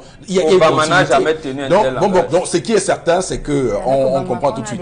Alors, Flores, on va arrêter là pour ce débat qui, malheureusement, nous divise sur ce plateau. On va continuer sur l'autre sujet, je vous en prie. Oui, Eric, si on parle de la fête de l'unité avec ces différents boycotts, justement après le MRC, le SDF, le CPP, un autre parti également dit non au défilé du 20 mai prochain, le FSN, Front de Solidarité Nationale, également qui a également pondu un communiqué qui a fait le tour sur la toile également pour appeler les militants sympathisants également de ce parti à prendre part aux marches pacifiques. Bref, pour l'heure également, Eric Fopoussi, ces partis ont décidé donc de boycotter la grande parade du 20 mai prochain, ceci pour protester contre le régime en place, en tout cas au sein de l'opposition. On ne parle pas trop pardon, on rappelle quand même que depuis plusieurs jours déjà, le chef d'État a initié le pardon et l'oubli, et qui a donc été suivi par pas mal de personnalités déjà, mais au sein de l'opposition, on reste pratiquement sur des démarches de dénonciation au cas même de la crise anglophone, en tout cas de l'environnement socio-politique du Cameroun. Eric Fopoussi. D'accord, alors on va clairement le dire, hein, c'est des choix des partis politiques. Bon, bien, comment vous les voyez? Non, je les trouve bien. Oui. Je les trouve bien. Vous ne pouvez pas parler de l'unité, parce que quand on parle de l'unité au Cameroun, c'est Cameroun oriental, Cameroun occidental. Vous ne pouvez donc pas aller fêter l'unité au seul Cameroun oriental, alors que l'ex-Cameroun occidental est dans la situation que nous connaissons. Donc je pense que c'est logique. Et moi, je tire un coup de chapeau au CPP de Kawala, parce que depuis 2017, ils ont dit qu'ils ne défilèrent pas les autres. Même les élections. Voilà, même les autres les ont envoyés. Voilà une bonne option maintenant. Dans ceux qui ont défilé, ceux qui vont défiler, ils le font mal. Oui, ils le font mal. Ils font mal. D'abord, il faut dire que l'unité a du plomb dans les Parce que Cabral Libi a dit hier que son parti politique, le PCNR, là, va défiler dans une centaine d'arrondissements. De mon point de vue, il a dit que c'était bien. Moi, de mon point de vue, c'est une mauvaise option. Oui. Il ne faut pas défiler. Moi, je n'irai pas défiler de toutes les manières. Parce qu'il faut comprendre, Aïdjo lui-même, quand il veut organiser le 10e anniversaire, veut célébrer le 10e anniversaire de l'État unitaire, le 20 mai 1982, aucun de ses invités n'est venu. Et pire encore, le président Bongo était arrivé à Yaoundé. Quand il s'est rendu compte, qu'on lui a informé que même l'ami personnel du président, les amis personnels du président Aïdjo, notamment l'ancien président du Bénin, et c'est Zinzou, Darlene Zinzou, et le président mauritanien Ould Daddah n'étaient pas venus. Bongo a repris l'avion, il est reparti. Donc, même le 10e anniversaire n'a pas été fêté. Et un mois après, le 21 juin 82, et beaucoup de gens ne l'ont pas su, Tandem Moun a conduit une délégation au palais de l'Unité pour rencontrer le président Aïdjo. On a commencé à dire, ah oui, on soutient, on vous soutient. Mais vous soutenez qui? Donc, déjà en 82, 10 ans après, l'unité avait de mal en elle. Précisément, c'est à ce moment parce qu'on venait de jeter les tracts dans le nord-ouest et le sud-ouest par la Cameroun Anglophone Movement. Voilà. Et c'est le président Biya qui avait porté la résolution de ce que les consultations avaient donné à l'époque. Donc c'est tout à fait normal. Malheureusement, le même président Biya là depuis tellement d'années. Et c'est donc il n'empêchait pas aux Américains de voir que depuis 30 ans, c'est eux qui ont divisé le pays. Qu'ils commandent d'abord ça veut dire qu'il a eu plusieurs chances. Il a eu plusieurs chances. Non, les Américains ont divisé le pays. Pourquoi nous ont donné l'indépendance à deux pays? Au moins, les Camerounais doivent attendre Biya. Il a dit pardon. Qui viennent demander pardon aux anglophones. En leur disant, non, excusez-moi, chers frères, en 79, voilà les trucs que j'avais apportés, ils demandent pardon. Bon, il y a les paroles, il y a les actes. Non, mais il y a les paroles, même les actes qui sont en train de poser, même cette demande même de pardon, elle peut être assimilée à cette demande de pardon. Non, on n'assimile pas, on demande. Moi, ce que je pense, monsieur Eric Fopoussi, c'est que c'est l'occasion pour le Cameroun. Nous avons eu 3 fois des tentatives de boycott. Ça fait 3 ans aujourd'hui qu'on a des tentatives de boycott à l'approche du 20 mai, où les partis politiques décident de se désolidariser. On a eu beaucoup plus de SDF, qui ont marché avec des et le CPP.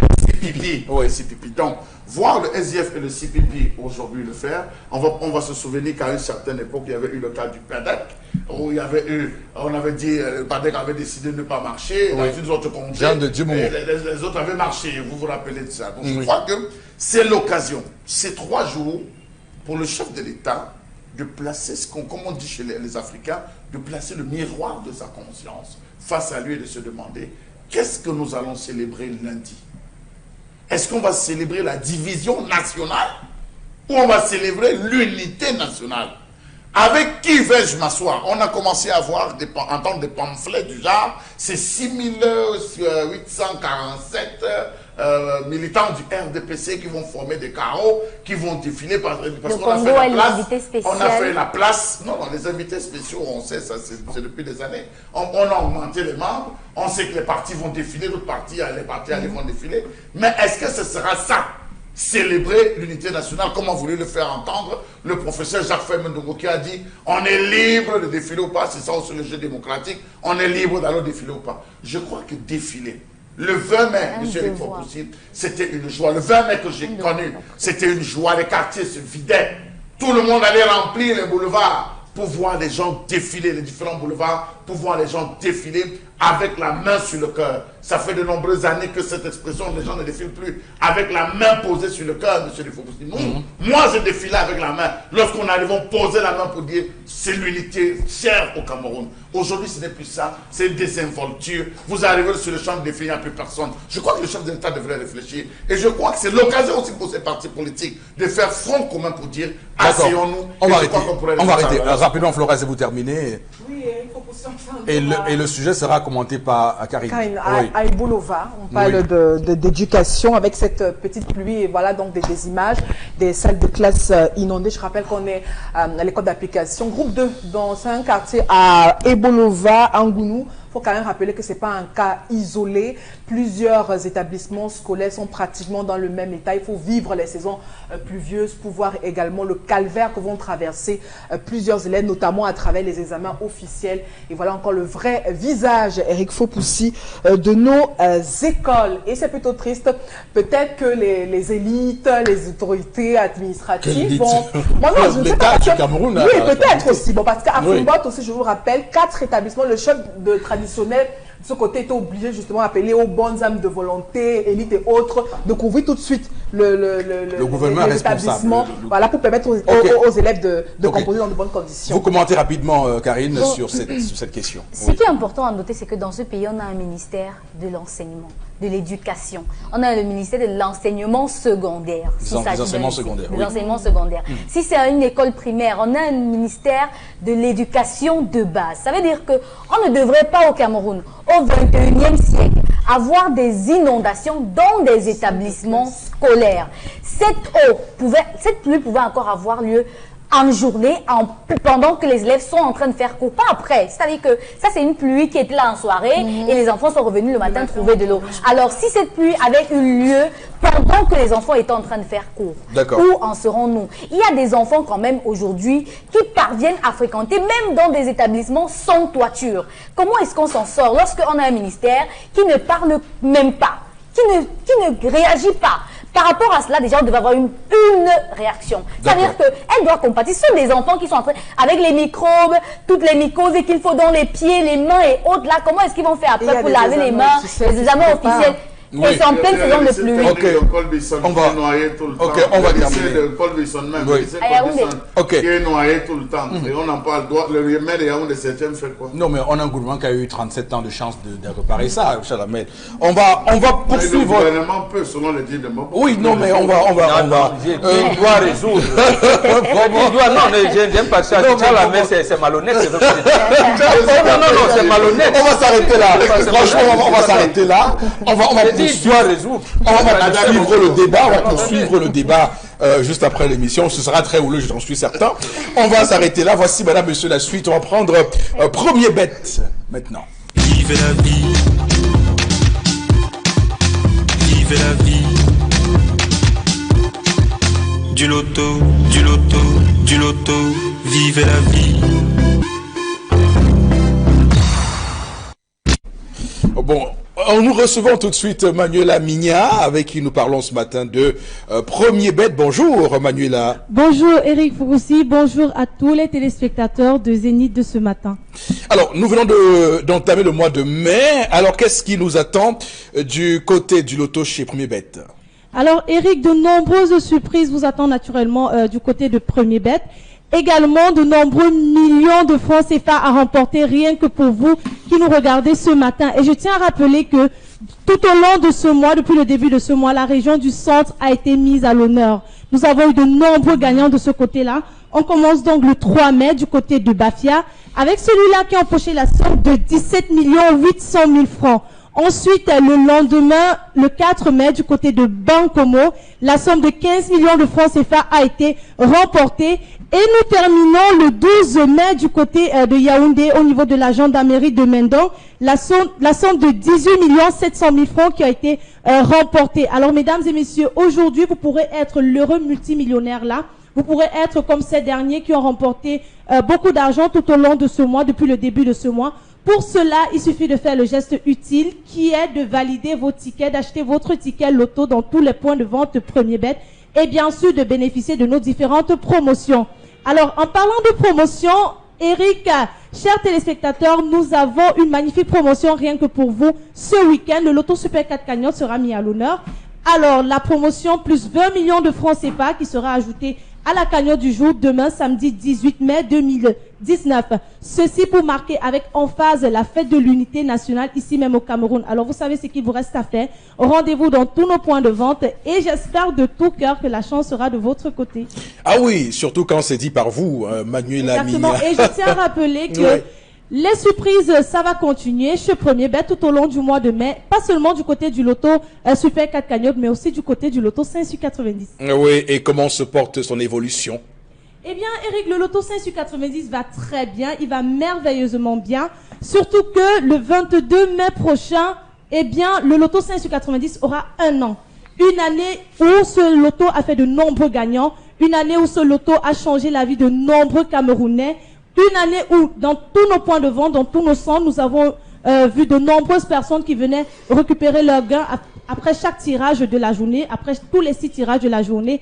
Et bien sûr, une année où nous avons dessiné de magnifiques souris sur le visage des amoureux du Loto. Je tiens à rappeler, je parle comme ça du 22 mai, et je pense que, Eric, de nombreuses surprises vous seront réservées. Oh. Alors restez attentifs. Restez attentifs par rapport à cette date 22 mai 2019 du côté de Premier Bet. Et c'est pas tout, Eric, le 8 mai dernier, il y a celui-là qui a fait le coup de cœur. Celui-là qui nous a fait trembler de joie, je tiens à le rappeler. Celui-là qui nous a donné la joie au cœur. Ce monsieur qui a joué son ticket Loto 5/90 pour le compte du tirage du Logone. Il a choisi 3 numéros, il a misé 450 francs et il a reproduit le même ticket 10 fois. Le voilà qui remporte la somme de 9 millions de francs CFA, soit 900 000 francs par ticket. Wow. Alors, mesdames et messieurs, vous pourrez être comme celui-là. Pour cela, comme je l'ai dit tantôt, sans jouer, on ne peut pas gagner. D'accord. Alors, tentez votre chance. Très bien. Bah oui, il faut tenter sa chance, Manuela. Alors, un dernier mot quand même avant de sortir, hein? Alors, pour terminer, je veux rappeler tout simplement la cagnotte du jour qui s'élève à 19 300 000 francs, pardon. Je parle comme ça de 19 300 000 francs CFA. Vous connaissez l'astuce, vous connaissez les ingrédients pour remporter cette magnifique somme.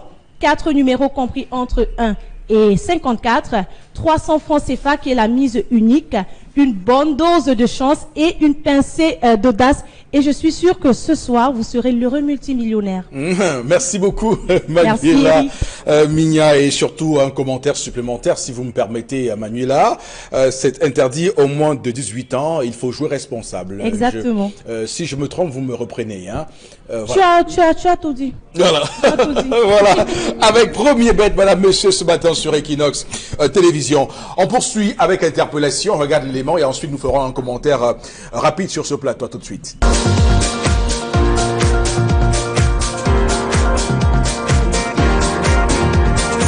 Ce qui fauche le Cameroun, franchement, c'est la guerre qui se passe au nord-ouest et au sud-ouest. Et les Boko Haram qui sont au nord. En voilà les 3 sujets qu'il faut faire et pour que le Cameroun doit avoir un bon développement. Parce que de un, quand tu regardes la guerre qui se passe au nord-ouest et au sud-ouest, ça fait beaucoup d'investisseurs qui devaient venir investir pour faire peut-être des commerces au Cameroun. Ils ont peur pour ne pas venir investir l'argent dans un pays où il y a turbulence. Parce que quand quelqu'un réfléchit, c'est millions qui va venir verser peut-être à Bamenda. Il y a les ressources là-bas qui donnent bien de l'argent. Quelqu'un reste, il comprend encore qu'il y a guerre là-bas. Tu penses que cette personne va venir mettre son argent là-bas pour perdre demain? Non, il ne peut pas. Voilà les choses que quand tu regardes, on dit que bon, il faut faire quoi pour arrêter cette guerre? Les ministres qui sont là-bas, tous ces gens-là, ils connaissent ce qu'il faut faire pour arrêter cette guerre. Mais plutôt, ils ne le font pas. Ils restent plutôt pour créer encore des masses pour empocher l'argent en disant que demain le Premier ministre va aller là-bas, demain l'autre va aller là-bas, demain l'autre va aller. Quand ils partent là-bas, depuis qu'ils ne font que partir là-bas, qu'est-ce qui a changé? Rien. Or, ils connaissent la véritable problème qu'il faut aller là-bas faire pour que ce problème doit s'arrêter. Maintenant, nous sommes au niveau de dire qu'on va diviser le Cameroun, on serait un État fédéré. Pourquoi? Tout ça, c'est le gouvernement qui est en place, qui connaît les ressources de ces problèmes. Au lieu d'arrêter, ils ne veulent pas arrêter. Et il fait comme ça, tout le peuple camerounais souffre. Ce n'est pas seulement le nord-ouest et le sud-ouest, c'est le nord qui souffre. Même Douala souffre. Parce que maintenant, il y a Villemort, les choses ne montent pas à Bamenda. Hein? Quand tu regardes au sud-ouest, ça ne part pas. Maintenant, les biens qu'on a achetés depuis qu'il faut faire que ça voyage pour qu'on puisse vendre là-bas, ça ne peut pas aller. Maintenant, on se retrouve, au lieu d'avoir 7 jours de vie normale, dans une ville, on a plutôt 6 jours, 4 jours. Est-ce que c'est normal? Ce n'est pas normal. Le pays doit arrêter cette guerre pour que les choses marchent maintenant normalement, pour que l'État fonctionne.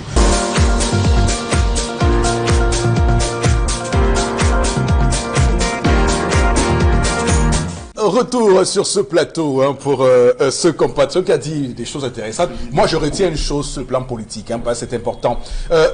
Quand on écoute les investisseurs à l'étranger, quand on les fréquente, ils vous disent clairement que le Cameroun représente un risque politique énorme. On ne peut pas admettre que dans un pays comme le Cameroun, qu'on organise une élection et qu'à 20h, on n'ait pas les résultats. C'est pas possible. Qu'à 20h, on n'ait pas les résultats. Alors qu'on peut faire en sorte de mettre les moyens pour arriver là. Le Sénégal, le petit Sénégal, bon, entre guillemets, y arrive, pourquoi pas nous. Alors, Bonbon Bengan, sur le commentaire de parce qu'on a fait exprès de ne pas mettre la biométrie. Exprès. Non. On ne dit pas que le Cameroun peut pas. Le gouvernement, il a dit, lui et moi, on est sur la même longueur d'onde.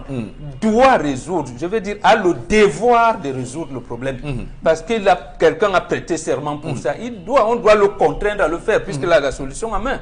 C'est ça mon analyse. C'est ce que je disais. Êtes-vous confiant de ce qu'il puisse le faire? Il doit le faire. Oui, mais nous devons le contraindre à le faire. Si on ne le contraint pas, on l'enlève. Et j'ai dit tout le temps ici, quand on ne peut pas, on laisse. À ce moment-là, Aïe doit laisser. C'est ce que dit Sibon Nagui finalement. Non. Mais lui, il enlève par les méthodes du Venezuela, du Soudan. Non, c'est pas ça. Personne ne sait comment il va faire. Ah non, mais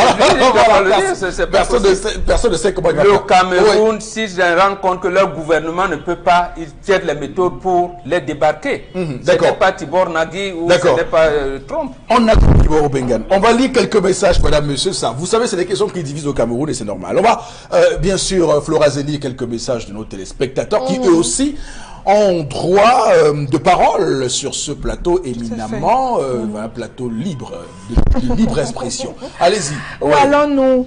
L'unité est une métaphore dans ce pays. On remarque d'ailleurs que les partis politiques également sont devenus purement une question ethnique, nous dit notre cher ami ce matin, en tout cas c'est son avis. Alors, autre, ayant confiance au gouvernement, car ce n'est pas facile de gérer un pays en guerre, c'est un citoyen qui le dit. Voilà.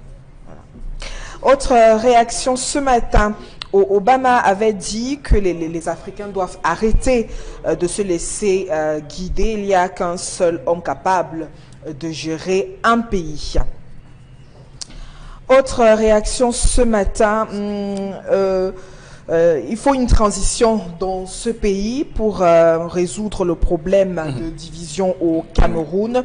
Par contre, le gouvernement en place ne fait rien, c'est la raison pour laquelle on doit donc passer par une transition. C'est la position de Kawala et du CPP depuis longtemps. Je pense que depuis, ils sont les premiers à avoir dit qu'il fallait forcément une transition politique. C'est Luka Basile Nana qui ont été le premier en 2014. Non, on parle de la crise anglophone. Oui, j'ai dit oui, parce qu'ils avaient vu ça venir. Ils avaient vu ça venir.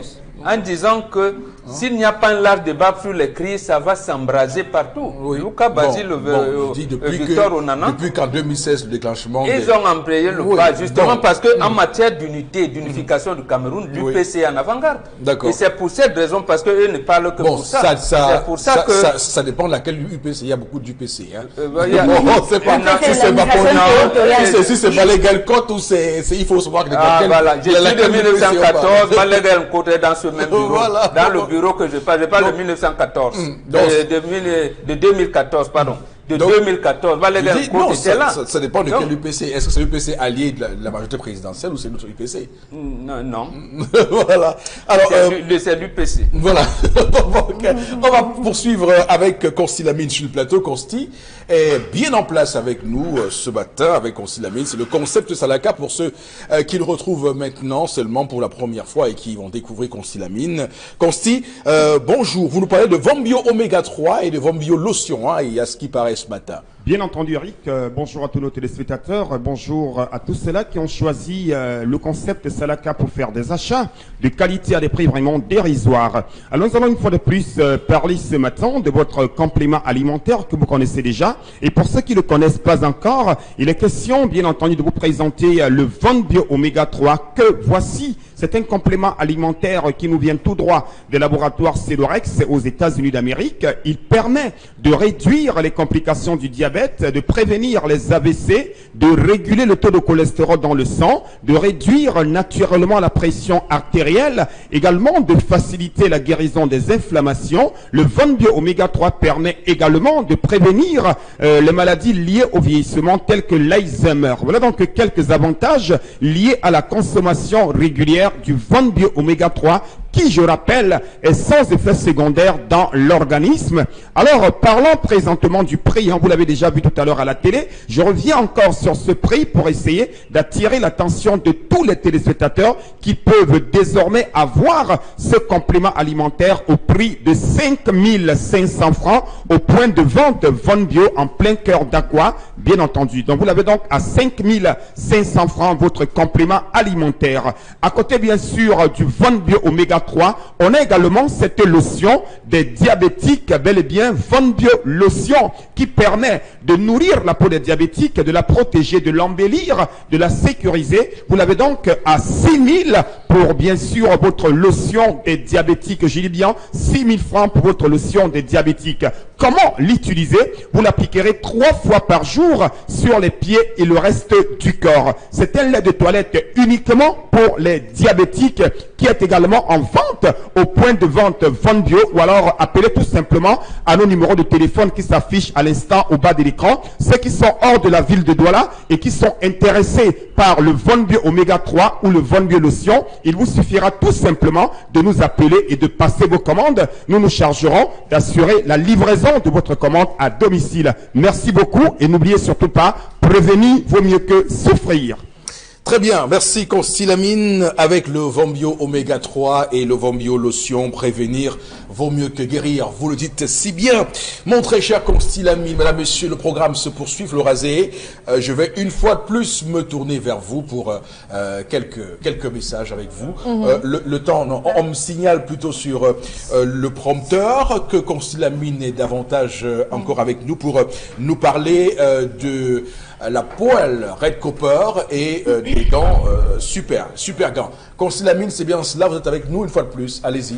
Bien entendu, je suis avec vous une fois de plus pour parler de la poêle Red Copper et de la paire de gants super gants. Mais avant de parler de cette poêle Red Copper, je tiens déjà à annoncer à tous les téléspectateurs, à tous les clients du concept Salaka que dès la semaine prochaine, vous aurez l'occasion d'acheter les filtres à eau de qualité supérieure de marque Maya et Diamond, toujours au concept Salaka. Et pour arroser ce nouveau produit qui vous sera vendu au concept Salaka, nous allons permettre aux premières personnes qui vont commander la poêle Red Copper à l'instant d'acheter ce magnifique parapluie à 150 francs. Je dis bien pour les premiers clients qui vont commander la poêle Red Copper, quel que soit où vous êtes, vous achèterez ce magnifique parapluie à 150 francs. Ou alors, ce morceau de savon de 400 grammes, vous l'achèterez à 100 francs. C'est pour les premiers clients à commander la poêle Red Copper que voici. Alors rapidement, quelques avantages liés à l'utilisation de la poêle Red Copper. Je rappelle